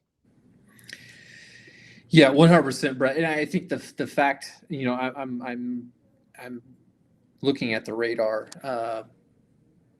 both on my phone and using the BAM weather app. I'm seeing just all types of outflow boundaries at this point. So when we Brett and I talk about something called an outflow boundary, it's this rain cooled air. So it rains really hard in a spot, and that helps cool the air and it spreads it out. Now you're going to start getting storms to interact with the outflows, and the outflows are going to collide with each other, spark new development. Anytime you see that, it just screams damaging winds when you get this type of scenario. Mm-hmm. And some flooding. Flooding will be possible too. Yes, flooding I'm definitely concerned about. We haven't talked about this strong storm statement Matt, yet, but it is heading towards Richmond, Indiana. A This is few for folks I've seen ask about Richmond, Brett. Yeah, let's talk about this one because we do have a strong storm. A lot of lightning on this one, Matt. Maybe Probably even one some of hail with this particular one, Brett. Yeah, there's definitely some higher reflectivity values in here. We can go take a look at our hail tracks real quick, see if yeah, looks like they only have this on the strong storm statement for 0.25, but I'm seeing nearly 0.75. So some small hail, some pea-sized hail possible with this as it moves into Richmond shortly. Guys, in terms of the tornado risk, very low risk for the rest of the night overall. I think non-zero, but very, very low. It has to be with boundaries interacting. It has to set up just right. The environment itself does not favor tornado risk. So it's got to almost be with outflow boundaries colliding and creating a twisting motion or a quick funnel cloud. You're not going to see like a supercell storm, in my opinion, that's going to produce a tornado in this type of a setup. No, haven't seen any evidence of any type of supercells. That's for sure. We do have a new severe thunderstorm warning, Matt, down towards Seymour. So Okay. severe thunderstorm warning. I'm going to the Louisville radar may be better for Seymour down here. We can see this is for 60-mile-per-hour wind gusts and up to 0.75-inch diameter hail. That seems to be the theme today. This storm capable of producing some damaging winds here as it moves through. And Brett, the instability is just, it's still pretty loaded south of I-70 in particular. I would say east of Effingham, Illinois, through near about Richmond. Pretty high values of instability, I'm still noting. So not a surprise with those particular storms. Is it, Brett, is that a new warning up there by Richmond? That was just the one we were talking about. So Yep. New severe thunderstorm warning. This is for 1-inch diameter hail. Good call on that, Matt. Yep. And 60-mile-per-hour wind gusts. So this is moving into the Richmond area right now. We'll put a quick little timer on this, Matt, and time this out for our friends in Richmond as it pushes to the north and to the east. So Richmond, 6:04 p.m., so 7 minutes out. Boston, Indiana at 6:06, and New Paris at 6:13 as this pushes further to the east. Matt, I would imagine that based off the look of it, this severe thunderstorm warning east of Indy, just north of Greenfield, is probably going to be allowed to expire soon. It's still, I mean, I'm still seeing 40, 50, Maybe Brett? strong storm statement. Maybe a strong storm statement, yeah.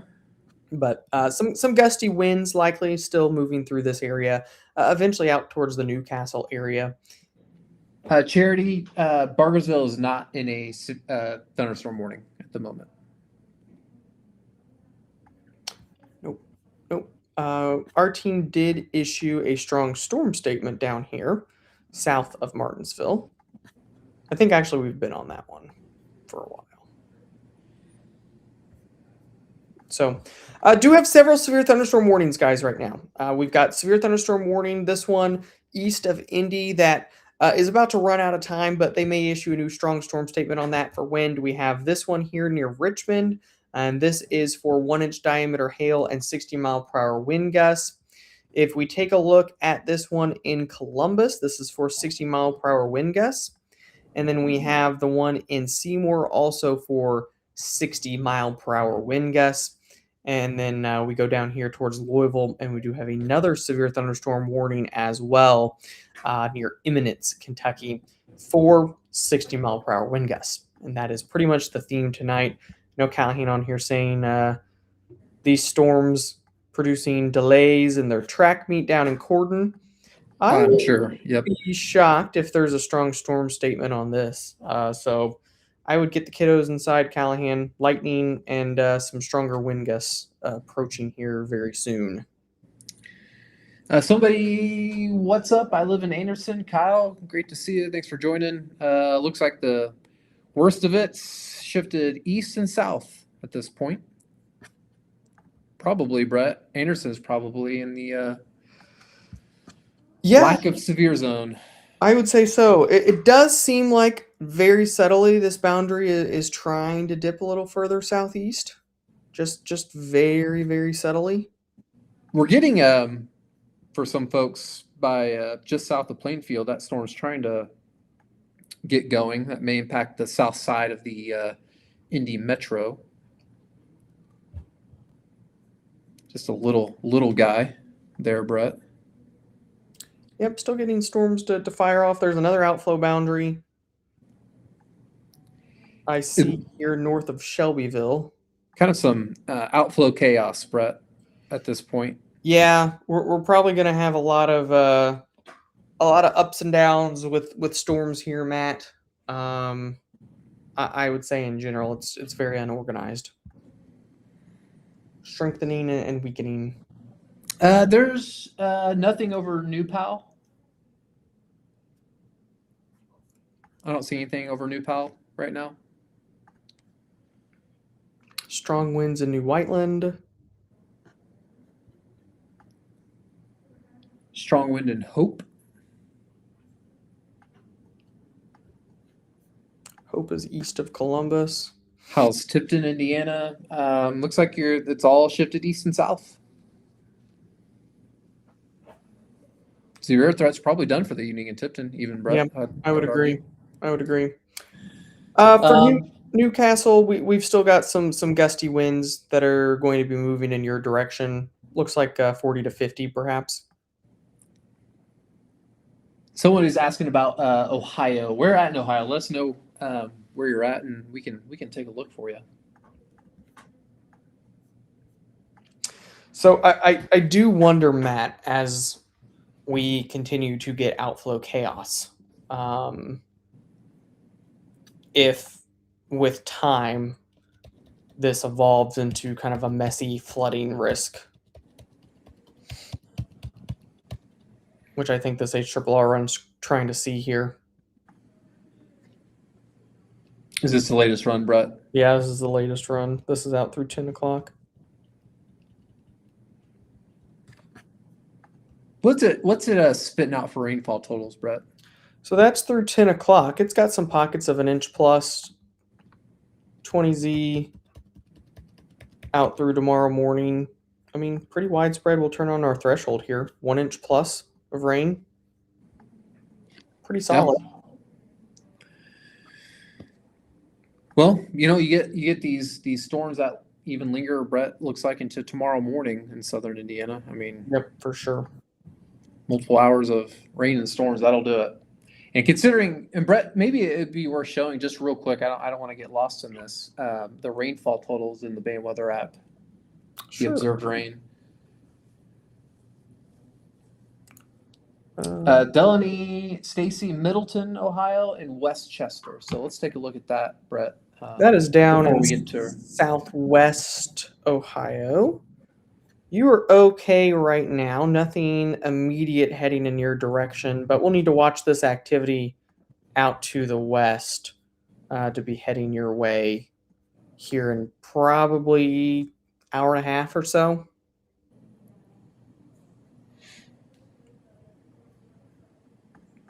So you were mentioning, Matt, the observed rainfall totals. So click the 3 dots on the left-hand side of the screen. This is for our pro users on the BAM weather platform. And we can let's look at 3-day rain totals. And we can see all of the very heavy rain that has fallen. Clicking around here, bullseye looks like here near Salem, just south of Salem, 5 inches of rain over the past 3 days. I think, if I'm right, pretty much all of that came yesterday. Most of it. Looks like they got 4.5 inches of rain yesterday near New Pekin. So, especially in these areas that got 3+ inches of rain, it's not going to take much. It's not going to take much to cause flooding issues. Yep, for sure. You spill a cup of water, it'll cause a flash flood. Yeah, Matt, there's a lot of flooded fields along I-65 right now. Oh, I'm sure. I know that's, and to be honest, guys, this pattern, I don't know so much from a severe standpoint, but from a heavy rain and flooding standpoint, this is the next 7 days of rainfall totals. That's, we're talking 300% of normal. There's probably going to be some pretty substantial flooding issues coming over the next 7 to 15 days or so, especially in this corridor through here. Brett dropping some long range knowledge on us. Well, it wouldn't be a live stream if I didn't do a little bit of long range. You missed it yesterday when you left me, and then I started talking about the winter forecast. So, come on, man. Well, I was disappointing people that were looking for snow. Yeah, well, El Nino for you. So real quickly, we do have a severe thunderstorm warning that our team has put out here. This is a cell along the Ohio River in southern portions of Harrison County, and that does include the Louisville metro area. Let's see what they're seeing here. Ooh, do you see that, Matt? Do you see what I see? Yep. Looks like there was a microburst, probably. Yep. So probably damaging winds with this. I would imagine that would have been near Brandenburg, Kentucky, and then now moving in southern Harrison County along the Ohio River near Elizabeth. So we'll need to keep an eye to see if that can sustain itself. Great eye by Jake once again there. See if that can sustain itself as it pushes into to downtown Louisville and New Albany. Oh no, Rachel said her basement flooded last night. Ooh.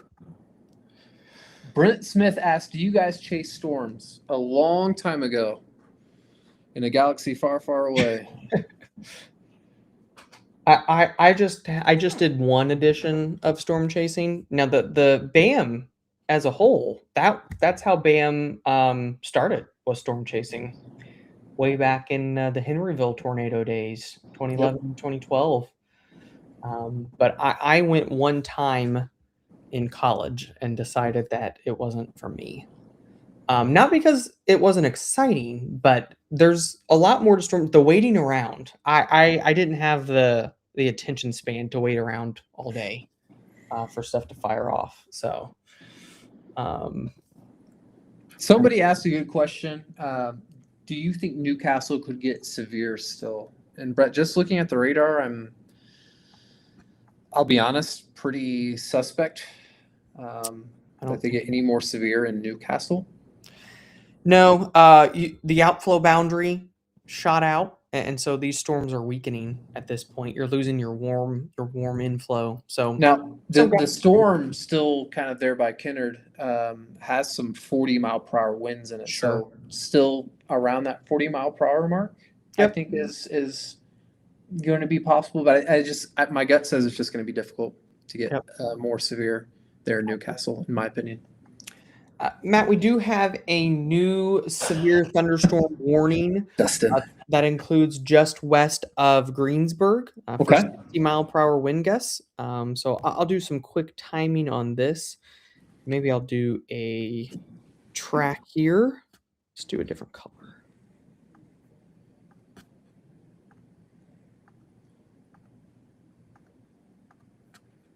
See what we can do. So Greensburg 6:15, New Point at 6:33, Batesville at 6:54 with this severe thunderstorm warning right now. Barry said Martinsville was possibly a gustnado. What I'm hearing, ... no confirmation. That could be possible, especially if it put out a microburst. It would have put out probably a pretty significant gust front, and that's possible. Yeah. Regardless, a lot of damage coming out of the Martinsville area, so certainly thinking about them. We had I think Jake had put a strong storm statement on that one, but certainly if there was a spin-up tornado, there weren't any radar indications of it. And so, 9.5 times out of 10, we're going to catch those things, but there is those very, very rare occasions where there just weren't any indications for it, Matt. Hope mentioned in Columbus an observed 60-mile-per-hour wind gust. Yes, I did see that earlier for that severe warning that they've been under.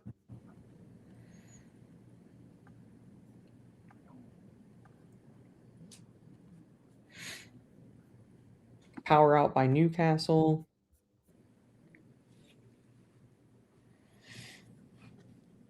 All right, just checking around here, seeing what we have going on. Will Owensville and southwestern Ohio see any severe? That's just east of Cincinnati, Brett. Yep, certainly possible. Nothing immediate, but these storms, there's 2 severe storms that are approaching southeast Indiana. There's a new severe thunderstorm warning. Yep. And that is into Greenville. So that is for 1-inch hail and 60-mile-per-hour wind gusts. That's the cell that's moving through Richmond right now. So that will eventually approach Lewisburg, probably closer to 640 or so. So southwest Ohio, you were definitely not there yet, but going to be seeing strong to severe storms very soon.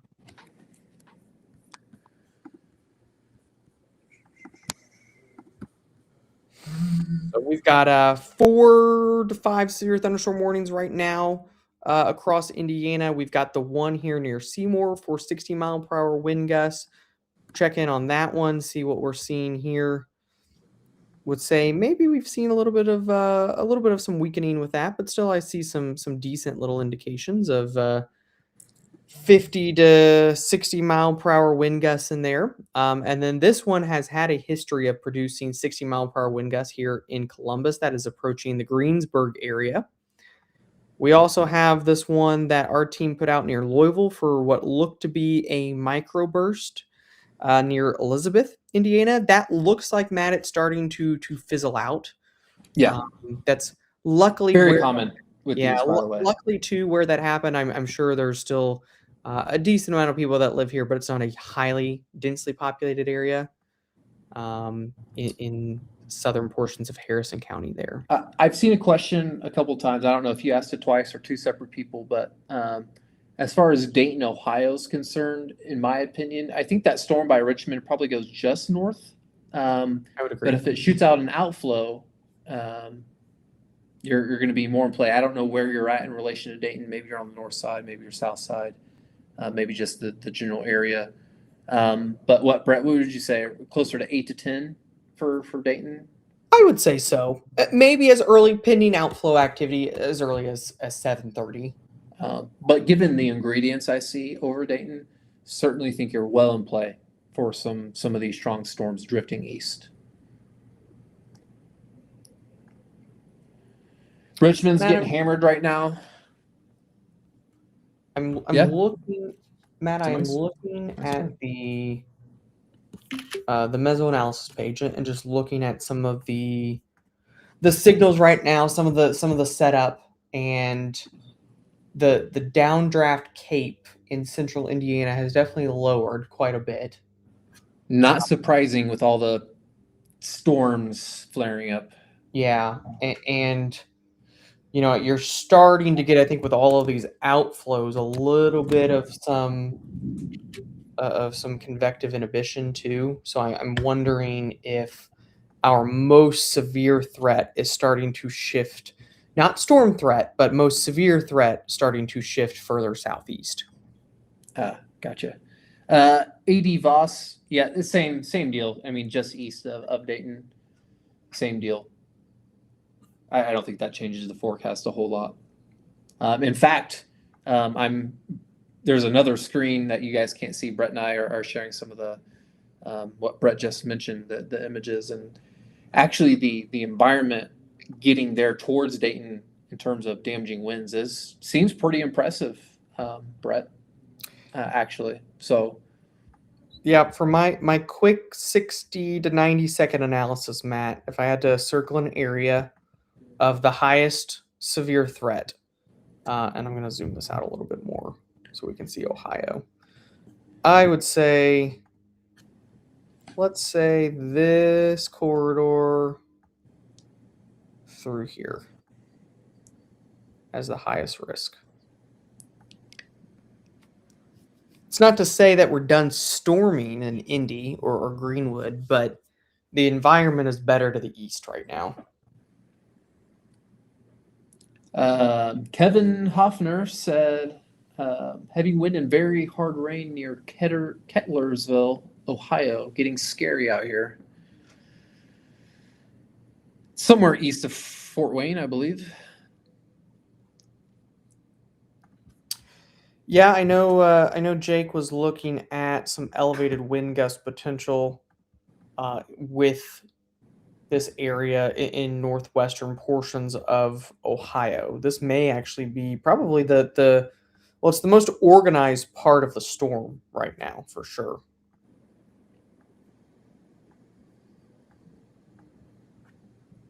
Let's see, Toledo radar, Cleveland radar, maybe better. Definitely, substantial wind signature on the velocity scans up here in Northwest Ohio, Matt. Yeah, what values are those showing, Brett? Yeah, we've got anywhere from 67, I see, 66 in here.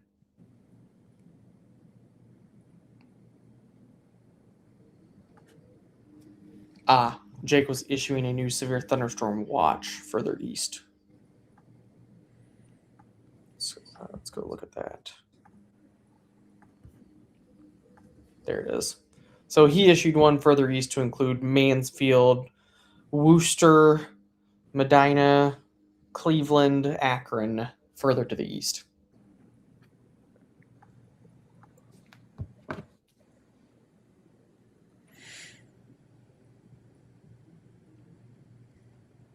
Looks like some more storms over Indy Metro. Nothing significant.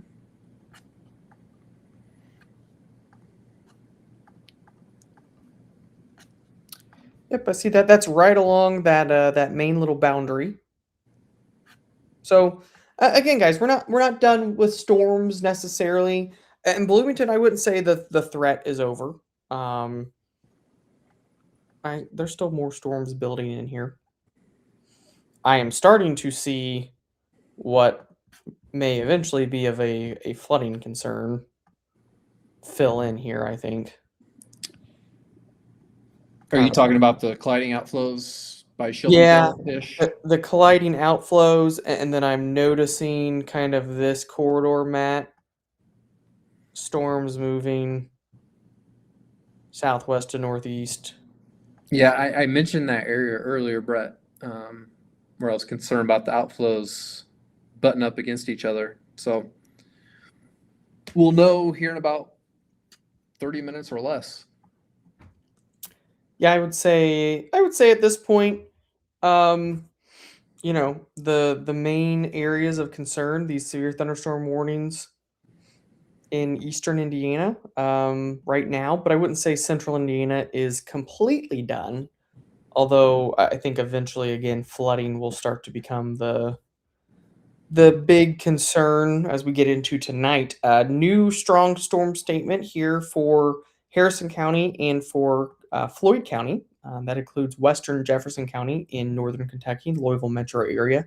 40-mile-per-hour wind gust down here.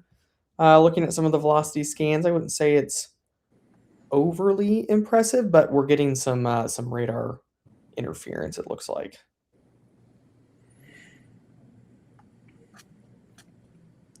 Yeah, I'm trying to see if I can go to the Louisville terminal radar, and I don't know, maybe it looks a little downbursty, Brett, Yeah, could be. but I see some wind gusts up to 40 miles per hour on the terminal, or at least darn near. Man, I wouldn't say the threat is completely over for Bloomington. I would agree. I don't think it's over just yet. Too many outflows around.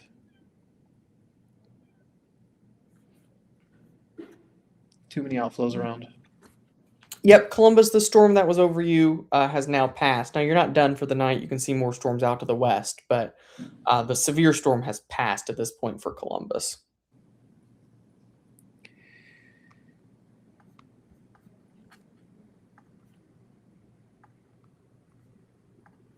Let me turn off that watch. I mean, it does look like just a little nasty area of storms, though, there in northwestern Ohio. And Matt, you mentioned this earlier. This is where the strongest wind shear is. Now, not as good in stability, but the wind shear, the winds aloft, so to speak, just a little bit stronger. And you like to have a mix of both. So that combination may just be a little bit better up here. Let's see. I know Alexis was getting some speed on this earlier. Let's see. Because I can time this line out. I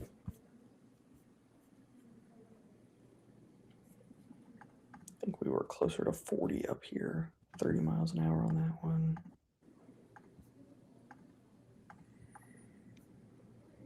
$35.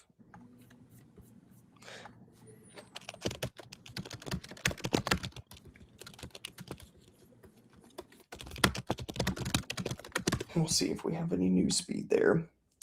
I'm not sure how big it hailed in North Vernon there. We can take a look at our 30-minute hail tracks. Doesn't look like it hailed much. Well, in the past 30 minutes. Yeah. All right.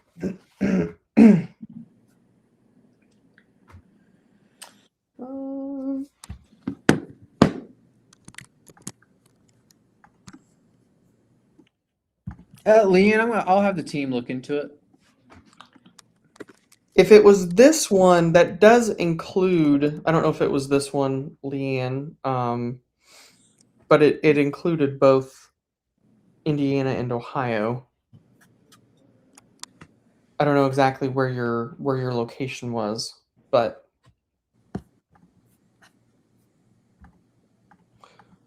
all right. So we do have some new storms firing off kind of northwest of downtown Indy. You can see those there. But Matt, I mean, outside of just a couple of these 60-mile-per-hour wind gusts, not a ton going on at the moment from a severe weather standpoint. No, the most active spot right now is certainly northwestern Ohio, extreme eastern Indiana by Richmond. So if we pause this for a second, I'm going to go back to our national radar view. Go back to the Indy location as well. We'll put a little storm track on this. It looks like Tyler got 44 miles per hour. By the way, so Brett. let's just do the whole thing. How about that? Yeah, let's do it.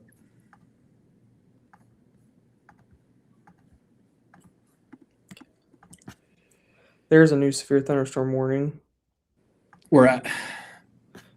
That is near Greensburg. Okay. 60-mile-per-hour wind gust there near Greensburg. The one just northeast of Greensburg, Brett? Yep, just northeast of Greensburg.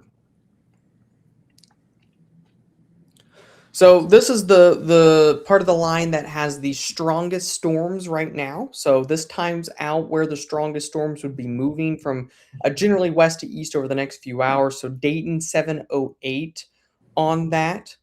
8:30 for Columbus, Mansfield 8:07. Medina, Ohio at 8:24. And then all the way out towards Zanesville closer to 9:51.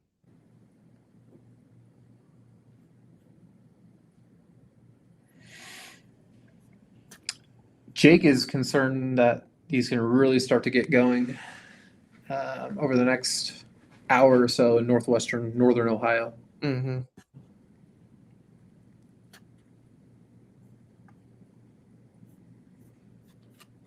All right, let's see if I can answer some questions here. Rush County, right now I would say the the strongest storms, the most severe weather's to your east. I want to still keep an eye on these storms out near the Indy area, but at this point, they're looking relatively weak, Matt, I would say. Along I-70 near Greenwood and Indy. I'll check the terminal radar and see if there's something. I'm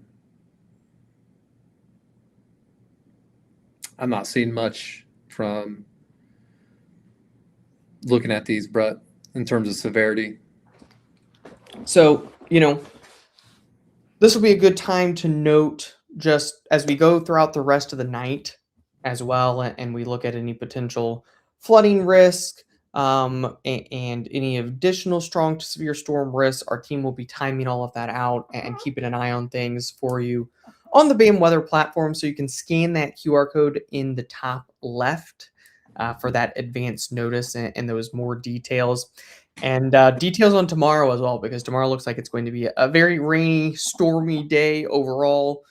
Perhaps some additional heavy rain, additional flooding concerns tonight and into tomorrow morning. So scan that QR code in the top left, and you can get all of these storm tracking tools that you've seen Matt and I using today. And of course, our reels, our videos, our long range outlooks. And by the way, tomorrow is our webinar, amwx.com/webinar. Sign up for that for free to get our summer outlook from Matt and I. So if you want to hear from Matt and I 3 days in a row, sign up for the webinar tomorrow. That's at 11 a.m.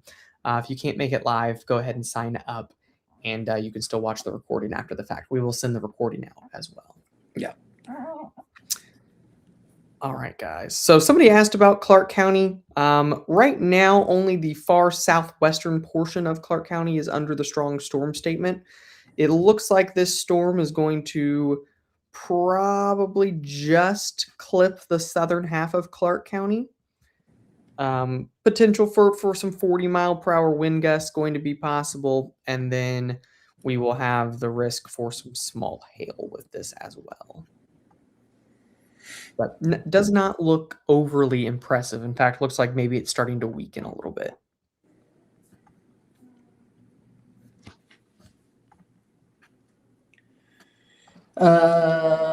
BD Reef said he'll be at the golf outing. Awesome. We look forward to seeing you. Matt, did I hear a rumor that you were going to play in the golf outing now? It's a rumor. Did I hear that? We'll see. Mm-hmm. Matt needs some golf clubs. So if anybody, selling some golf clubs or renting them out, you just need something that you can swing for one day.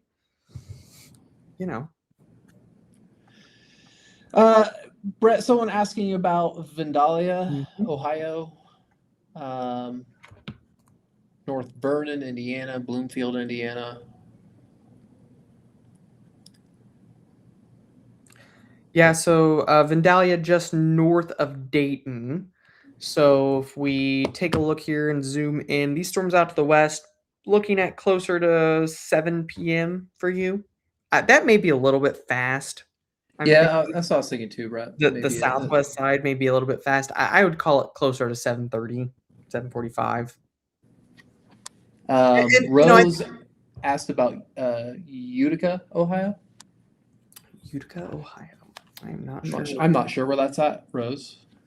I believe it or not, I know where Utica, Indiana is, but I do not know where Utica, Ohio is. So that looks like that's northeast of Columbus. So you've got a ways to go.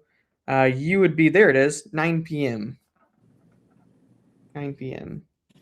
I've seen a couple questions come in about Bloomington. Nothing severe at the moment, but you do have some storms working in right now. In the next 5 minutes, probably, you've got some storms that are moving in. Doesn't look too crazy, Brett, on velocity, at least in the Bloomington area, maybe by Ellettsville, maybe some wind gusts 35 miles per hour. I really think that any of these storms are going to be capable of 30+ mile per hour wind gusts, just given how much instability that there is. But I just don't see anything, Matt, right now west of this line that is impressive to me, from a strong to severe storm standpoint. In fact, they kind of seem like they're struggling with a lot of the outflows around. Brett, I'm on the Indy radar, um, just along the 465 loop and just south. I Yeah, see some wind gust of, 40. yeah, could be maybe near 40, perhaps, west of Southport. So keep an eye on this area as this moves through. Along the 69, 465. Kind of this will ride right along 465 and probably impact Southport as it moves further to the east.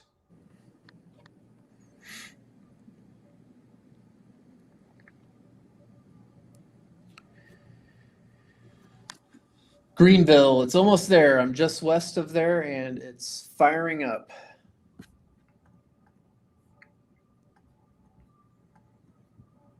Greenville, Ohio. Yeah, I mean, we got a little Boeing look to it there, Brett. South of Greenville, Ohio. El Dorado, Wayne Lakes. Yeah, look at that.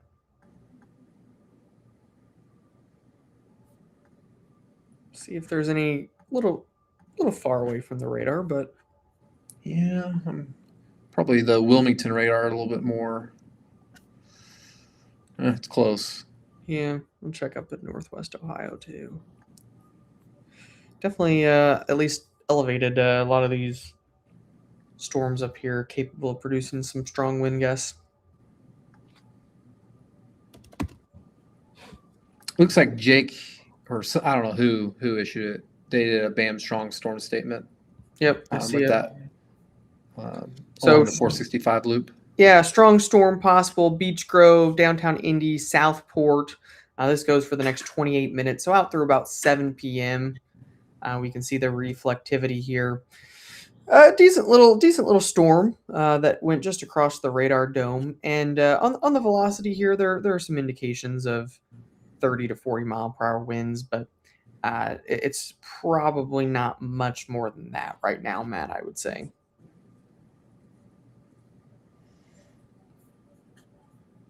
Clouds look crazy west of Greenville, says Dara. Yeah, gosh, you may see a nice little shelf cloud, perhaps. Let's see. All right. Thanks for running this. Yep. You're welcome, Stephanie. More than happy to help.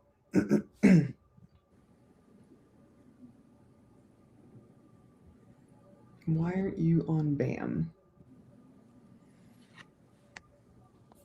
We are live on the BAM platform as well. Daniel sent that link out earlier. Where are you at, Donnie? Yeah, maybe just outside of the area. Might have had a microburst in Richmond, multiple lines and trees down, tree on a vehicle and signs blown down on I-70. So that was one that was under the severe thunderstorm warning. And there's that Greenville, the Indy radar actually may show it the best, Matt. 63 Oh, wow. Yeah. mile per hour wind gust there near Greenville. And that did intensify briefly, at least over Richmond here. So I believe it. Just north of Richmond, especially.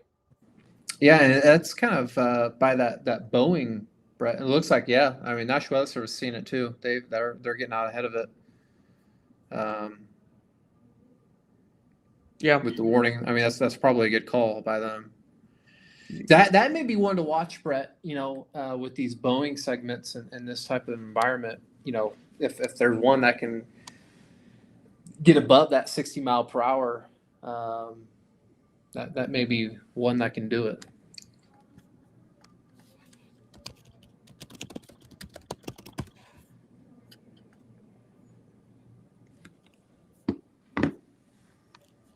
So Petersburg, the reason you weren't in that, Donnie, is because you were west of where the severe weather threat was with this particular update.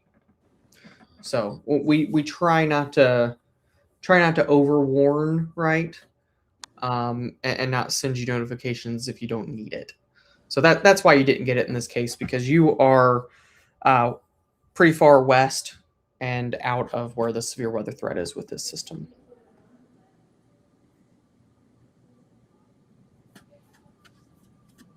Thank you, Lonnie. Appreciate that. Rose, I'm not sure where your area is exactly. You said 9 p.m. I will show Matt. This may be a good time as this activity. I mean, to be honest, Matt, we've got a couple of strong storm statements. There is another strong storm statement, it looks like, here in southwestern Indiana, just east of Vincennes for 40-mile-per-hour wind gusts.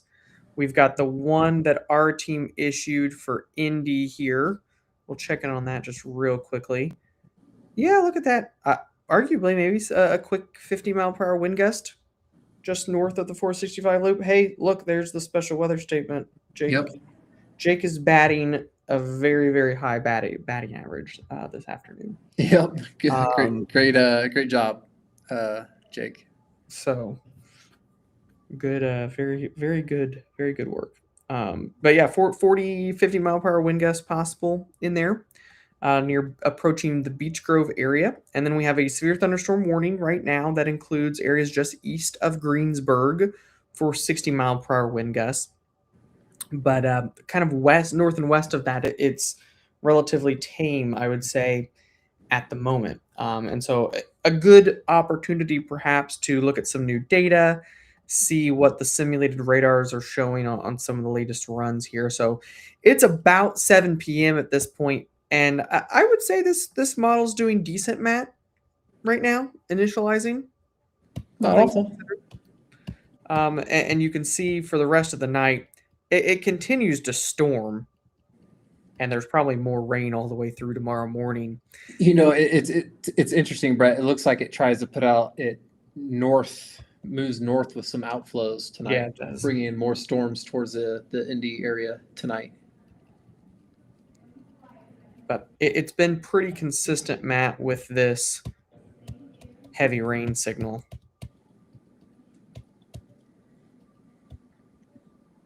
Yeah. Overall. Right through here. Just looking at it on the radar in northwestern Ohio, the orientation of the rain and storms, gosh, probably some heavier rain up there setting up. It always, Matt, it feels like it's always this corridor. Doesn't it? It does. It does. There's an outflow moving here, so we're probably going to get more storms to spark off. So I would be maybe not even necessarily from a strong storm threat, can't rule out that, but from a flooding perspective and very heavy rain, Bloomington, Brown County, just northeast of Vincennes. Eventually, Columbus may need to be keeping an eye on that area over the next few hours. Yeah, Brett, you mentioned the outflow south by Taylorsville, Columbus World. There's another outflow from the storms by Seymour moving north, so we may have some colliding outflows. Yeah. Little outflow battle, so to speak.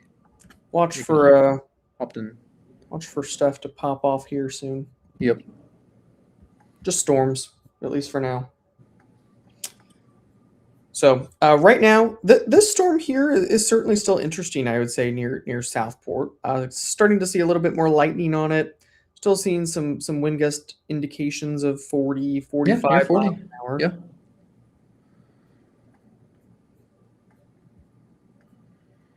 But outside of that, Jason says he wants to be a meteorologist when he grows up. May I recommend Indiana University in Bloomington, Indiana? Sorry. I was going to say Ball State University in Muncie. Mm. Come on, Brett. Chirp, chirp. Hoo. Gosh. we're losing it now. He said, "No way." Come on. Good. That's where I went. It turned out okay. Anyway, guys, so we're just There we go. Hope knows. what Hope knows. What did Hope chirp chirp? Oh yeah. Yep. We're outnumbered. Well, we've got actually a good mix of Ball State, Valparaiso, and IU and Purdue. We've got the state covered. Yeah. Overall, I don't think Jake's kind of the lone non-Indiana State University person working on shift right now. He went to Ohio. It's storming here in downtown Indianapolis. Yes, it is. The south side of the metro especially is getting a nice little thunderstorm right now. Some wind gust 40, 45 possible. Yep. Some lightning on that, certainly.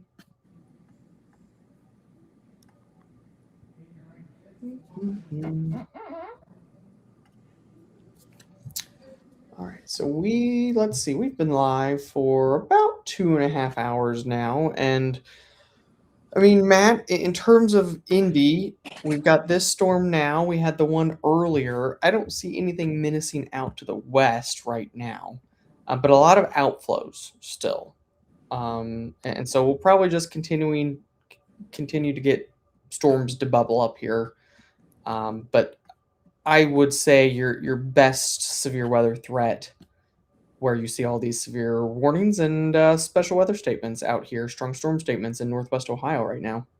Yeah, probably the storms in eastern Indiana, northwestern Ohio, then out ahead of those storms especially, where the greatest severe threat will probably be over the next 2 to 3 hours, so to speak. Yep. All right. Let's look around, see if I can find any reports or anything. I do see, Matt, some thunderstorm wind damage reports from earlier on the north side near the Carmel area. Yeah, Noblesville scanner popped in and said some, I believe he said some trees down.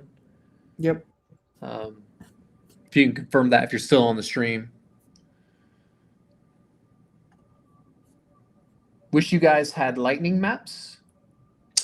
We do. We're looking at lightning right now. Yep, we do. I believe that is the home premium subscription. Yes. So if you get the home premium subscription, you can have access to this nationwide lightning option. Hope, if you could throw in the comments, if you are currently a BAM Weather subscriber, then Hope's going to put a link in the comments to be able to upgrade to premium at a discount right now. And if you are not currently a subscriber at all, you can scan the QR code in the top left and sign up for the BAM Weather home premium subscription. And you can get that for 20% off right now with the Storm 20. Oh, William Mitchell, Signettiville, he's calling it. I like that. I like that. I would I'd be willing to adopt that name change. Build the statue. Yeah, build it now. Awesome, Jessica. Great to have you on board. Love to see that. Appreciate you. All right. So let's review, Matt. Let's review where we are at right now. We'll go around to a couple of these strong storm statements and then see if anything else fires off. Somebody says it's wild in Louisville, Kentucky right now. So how about we start there? We'll start south and go north. So we've got a strong storm moving through the Louisville metro area right now. Very heavy rain with this. This was the storm that had produced the microburst earlier. And Matt, I would agree, based off of this, it looks like some additional very strong winds Near Jeffersonville, north, yeah. yeah, so just southeast of the I-65 corridor, just southeast of Clarksville, Indiana. So this is right here in downtown Jeffersonville, just east of Hamburg Pike. This is just north of the Ohio River in Louisville. I wouldn't be shocked to see some 50 plus mile per hour wind Yeah, gusts here. it Look at probably that. needs a strong storm statement or maybe even severe, Brett. Yeah, so 58 Yeah, mile severe. per That'd hour. be severe. Yeah, so this is right along Utica Pike.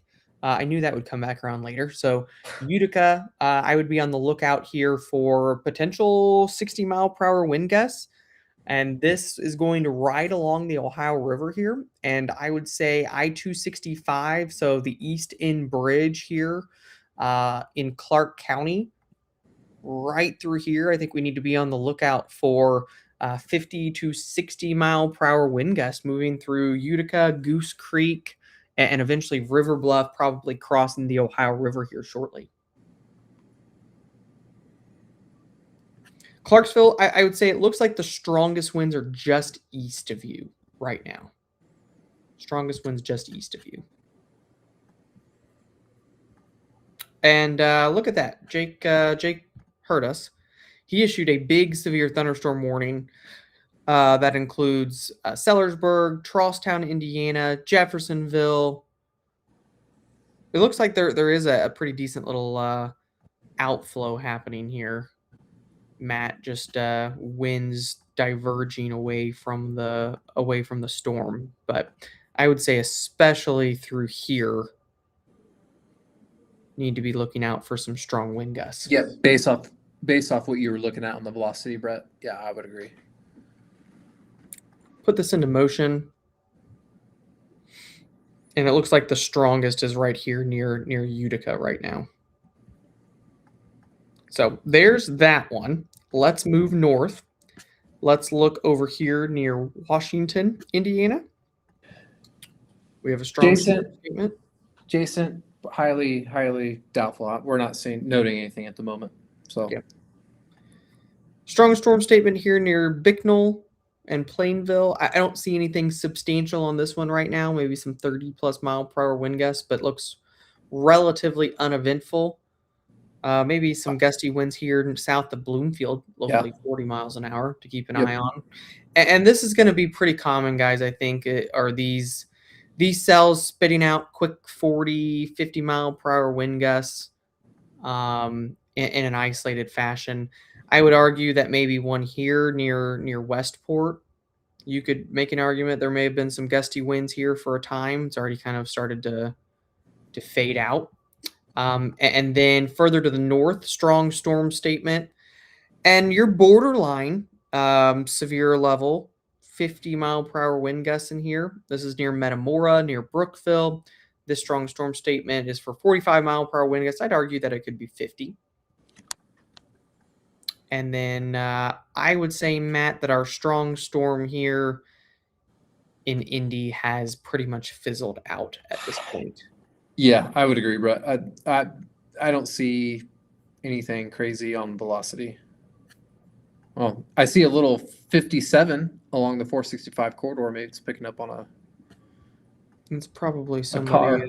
Yeah, probably somebody driving. Sometimes you'll get that. You'll get the radar here picking up people driving. I always like to see if I can find somebody speeding on the radar. You can do that. It's fun. All right. Matt, anything else you were noticing right now? No, and obviously northwestern Ohio, a lot of strong storms there.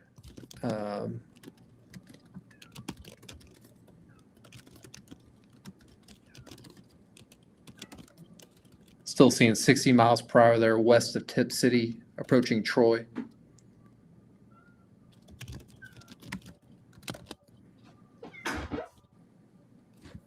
Brett, do I hear your cat in the background? Yep. He's not happy that I've locked him out.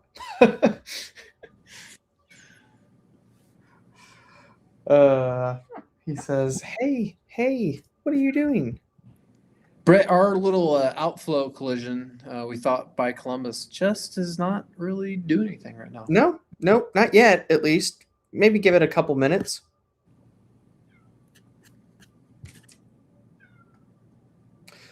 Looks like Jake did put out a strong storm statement here for a cell near Morgantown. Come. Looks like you can see that at least for a brief time here. 35-mile-per-hour wind gusts.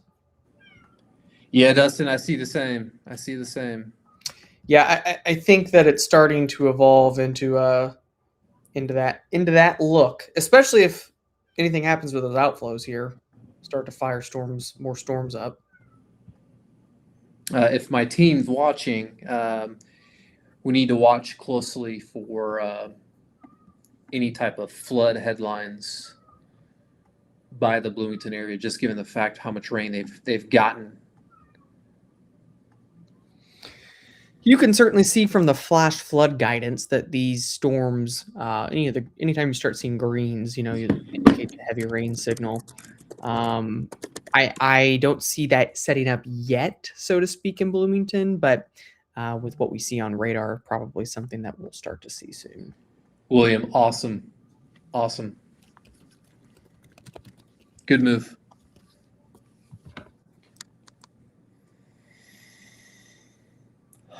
Brett, Aaron Jones asked a great question. After the storm system, will the severe pattern calm for a bit, or is there more severe concerns down the road? That is a good question. I think that big severe weather, probably not. The setup that we're going to start to get into, and apologize in advance for my going down into the long range hole here, but I think it's a better way to visualize this. So the setup that we are going to get into next week, typically when you get big severe weather events, you get storms that kind of ride up through here, and we get into the warm sector. It gets really warm and we get severe weather.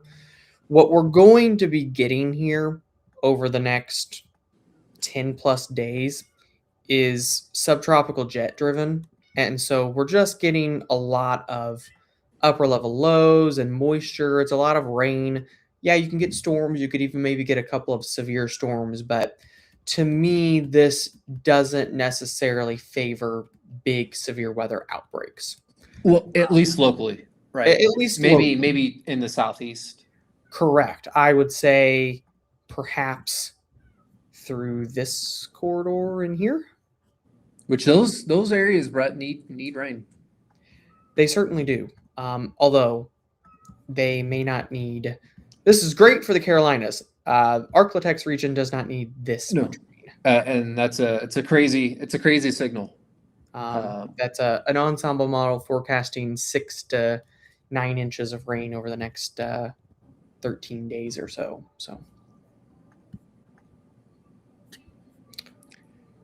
Classic El Nino look, really. Yes, finally getting more of a classic El Nino look, I would say. And guys, look how much rain this model is forecasting here. This is the next 10 days. 2 inches or more of rain here. So I'm certainly concerned about additional flooding potential in this entire corridor with multiple rounds of heavy rain over the next 10 days or so. Jason, are there any tornadoes? If you could remind me where you're at again, but haven't noted anything in that respect. Nope. Bedford, Indiana, right now. Storms going just north of you at the moment, but still probably going to see more of these fill in west of Washington here. We'll need to keep an eye on some storms as these move a little bit further to the east. Only one right now with a strong storm statement, but certainly I still think some gusty winds, lightning going to be a risk here. If we took this out, it's probably moving a little bit slower than what the Ohio ones were. For Bedford, you're looking closer to 725 for a couple of storms.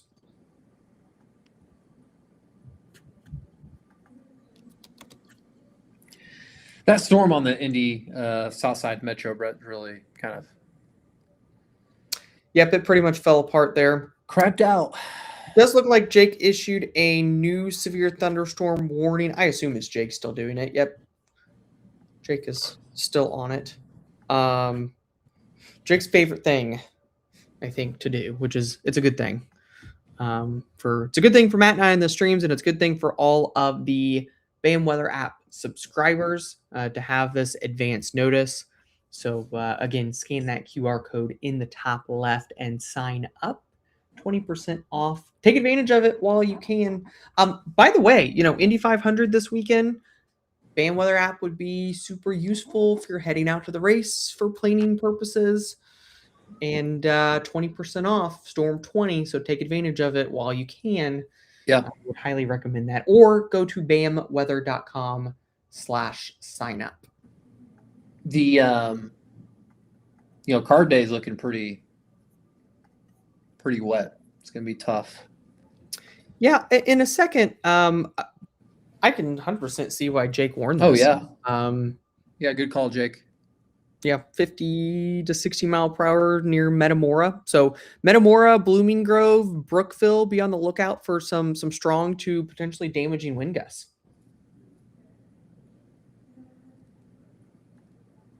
Yeah, I would say it does look interesting, Dustin.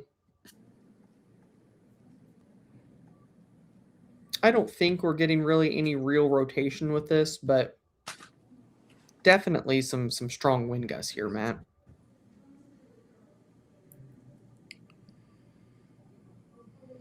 Yeah, I agree, Brett. In terms of rotation wise, it looks like strong wind gusts personally. So yeah, if you're in the yellow dashed area here, could be dealing with some 50 to 60 mile per hour wind gusts, perhaps some wind damage, but not expecting right now. Not seeing anything that indicates any rotation, but we'll keep an eye on it. Lori, we heard reports of that in Martinsville. Yep. Matt, real quick, while we have folks, quick data check for Carb Day through Indy 500 through Memorial Day. This is the latest European model. Carb Day. I mean, it's even a little faster. It's a washout. Saturday, maybe some dry time. Sunday, latest trend, scattered showers. It seems like, Brett, the trend's been a little bit messier Saturday and Sunday. And Monday, too. It actually keeps the vast majority of the rain pretty far south on Monday. So that would be ideal for Memorial Day and potentially giving us some windows for the Indy 500. Let's look at the GFS. See, it's going to descent, I have a feeling. Friday, it's a washout. Saturday, some dry time. Sunday, scattered showers that has all day. It's more widespread on Sunday. It's more widespread on Monday too. So still some model differences, I would say. Both models have been pretty consistent, actually, with their ideas. Yeah, GFS has been more of the aggressive route, I would say, consistently into Sunday into Monday. The AI data here is more like the Euro. So anyway, we'll keep an eye on it. The bottom line is Friday looks like it's going to be a very wet day. Saturday, we may be okay. Sunday, we're going to have to watch out for scattered showers. And Monday, it's just a matter of how far north rains get.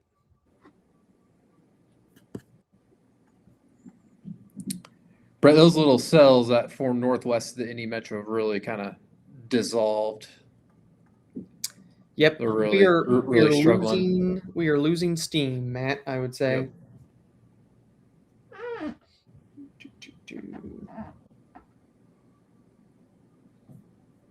Super sunny and pouring in Spencer.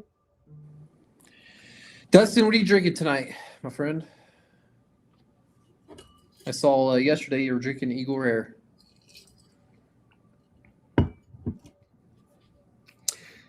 Yeah, Kel, these storms certainly are capable of producing some very heavy rain, and I think Matt, we're finally starting to see this fill in between Edinburgh and Columbus. It's trying. I can see the initial signs here. It's at least scooting a little further north, Brett. We do have some new severe thunderstorm warnings. Just real quickly, I'll make a note of in Ohio. This is just north of Springfield, just north of Vandalia. So I know somebody was asking about Vandalia earlier. So you technically are in the severe thunderstorm warning here for 60-mile-per-hour wind gusts. And then out ahead of that, a new severe thunderstorm warning to include West Liberty, St. Paris, Urbana, and Northampton out through the next 44 minutes.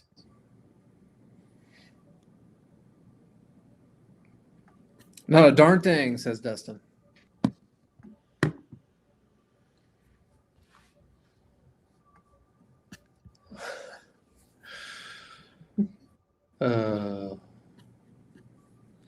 Let's take a look at our Louisville storm here. Yeah. Looks like it's kind of shifting south. So the northern part, I would say, of this is probably okay. May have a little subtle gust front, but still looks like some strong winds here. I see a 62-mile-per-hour on the velocity there. Crestwood, Yeah.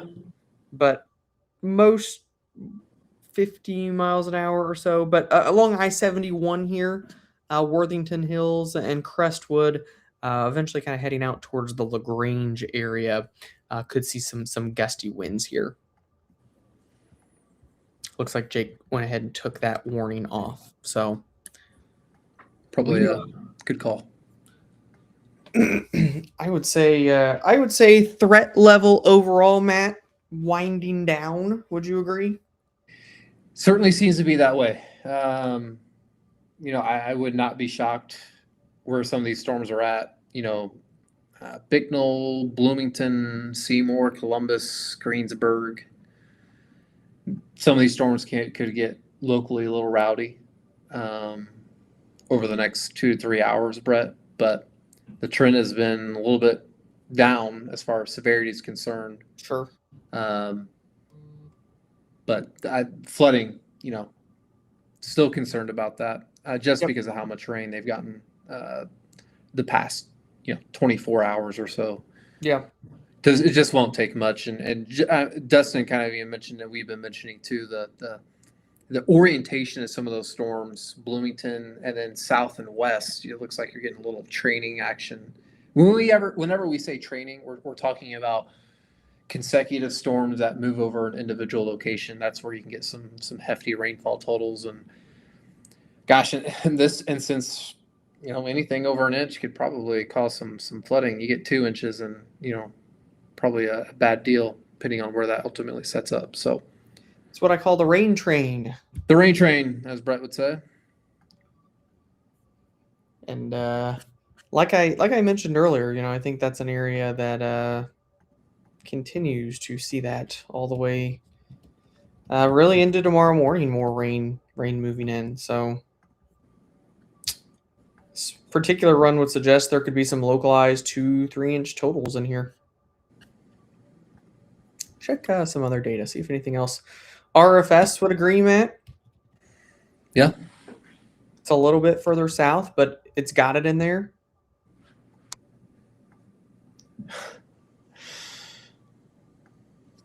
It rained. Brett, read that comment. So that's a new one. I like that. I won't say it out loud, but I've heard that term before. I think maybe it might. I think Michael might have. I feel like I've heard him say it before.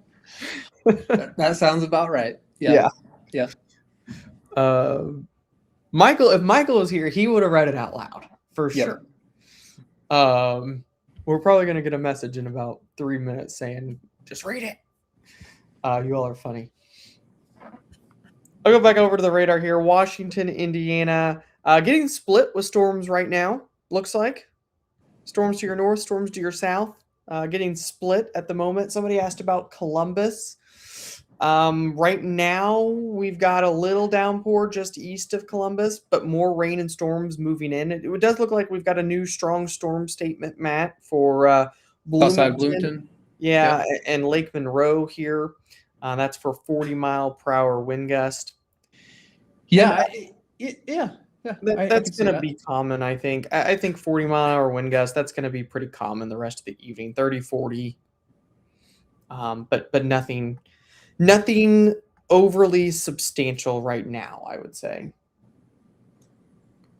A lot of outflow still. Still a lot of boundaries here or there. Looks like Messy. Tyler is going to look at a flood statement for some of this activity here in eastern Indiana, Matt. Okay. Yeah, I'm looking at some radar estimates. This would be by Sanborn to Newberry, just southwest of Bloomfield, and some radar estimates right near 2 inches. Where's that at, Brett?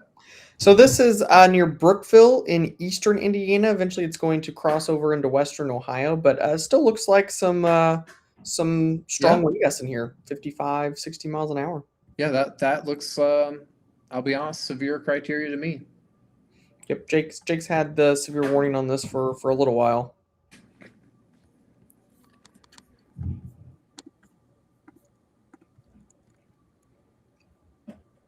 All right. Just scrolling through, seeing if we have any more comments or anything that we may have missed. Yeah, if you're still tuned in, that QR code in the top left-hand corner, scan that. You can get access to our home subscription. You can use Storm 20 at checkout, get 20% off. And again, all of our forecast products go out through our BAM weather app. So check it out. Yeah, I'm not seeing anything. Is it supposed to rain all afternoon on Saturday around Dayton? I don't think so. I don't think Saturday is a complete washout for Dayton. We turn on the sim radar here. There's definitely rain around, but I think Friday is the washout. You can see here Saturday might be a little more on and off. 8 a.m., 2 p.m., 8 p.m., especially maybe late afternoon and evening. You've got some dry time. But there's rain around throughout the day. Maybe just not a 100% washout. Brett, it's interesting. On Saturday, the Bureau puts in a decent amount of instability. Let's see. Yeah, sure does. We'll keep an eye on it. Yeah, that's interesting. Got some storms. You can see Friday there's not much in the way of instability. Sunday it's got a little bit. Monday it does not. Yeah, Troy, Ohio. They're kind of in the target zone of. Yeah, it's right there, Brett. Of that little nasty little group of storms. Yeah, let's see if I can find the best. Indy may be the best radar here. You can see 50, 60 mile per hour wind gusts. No, I would say nothing in Southport right now that is of concern. Little storm going over the office, Matt, it looks like. I hear it. Little Not rain. much thunder or lightning, but I hear the rain. Oh, just a little rain. Yep. Just a little rain.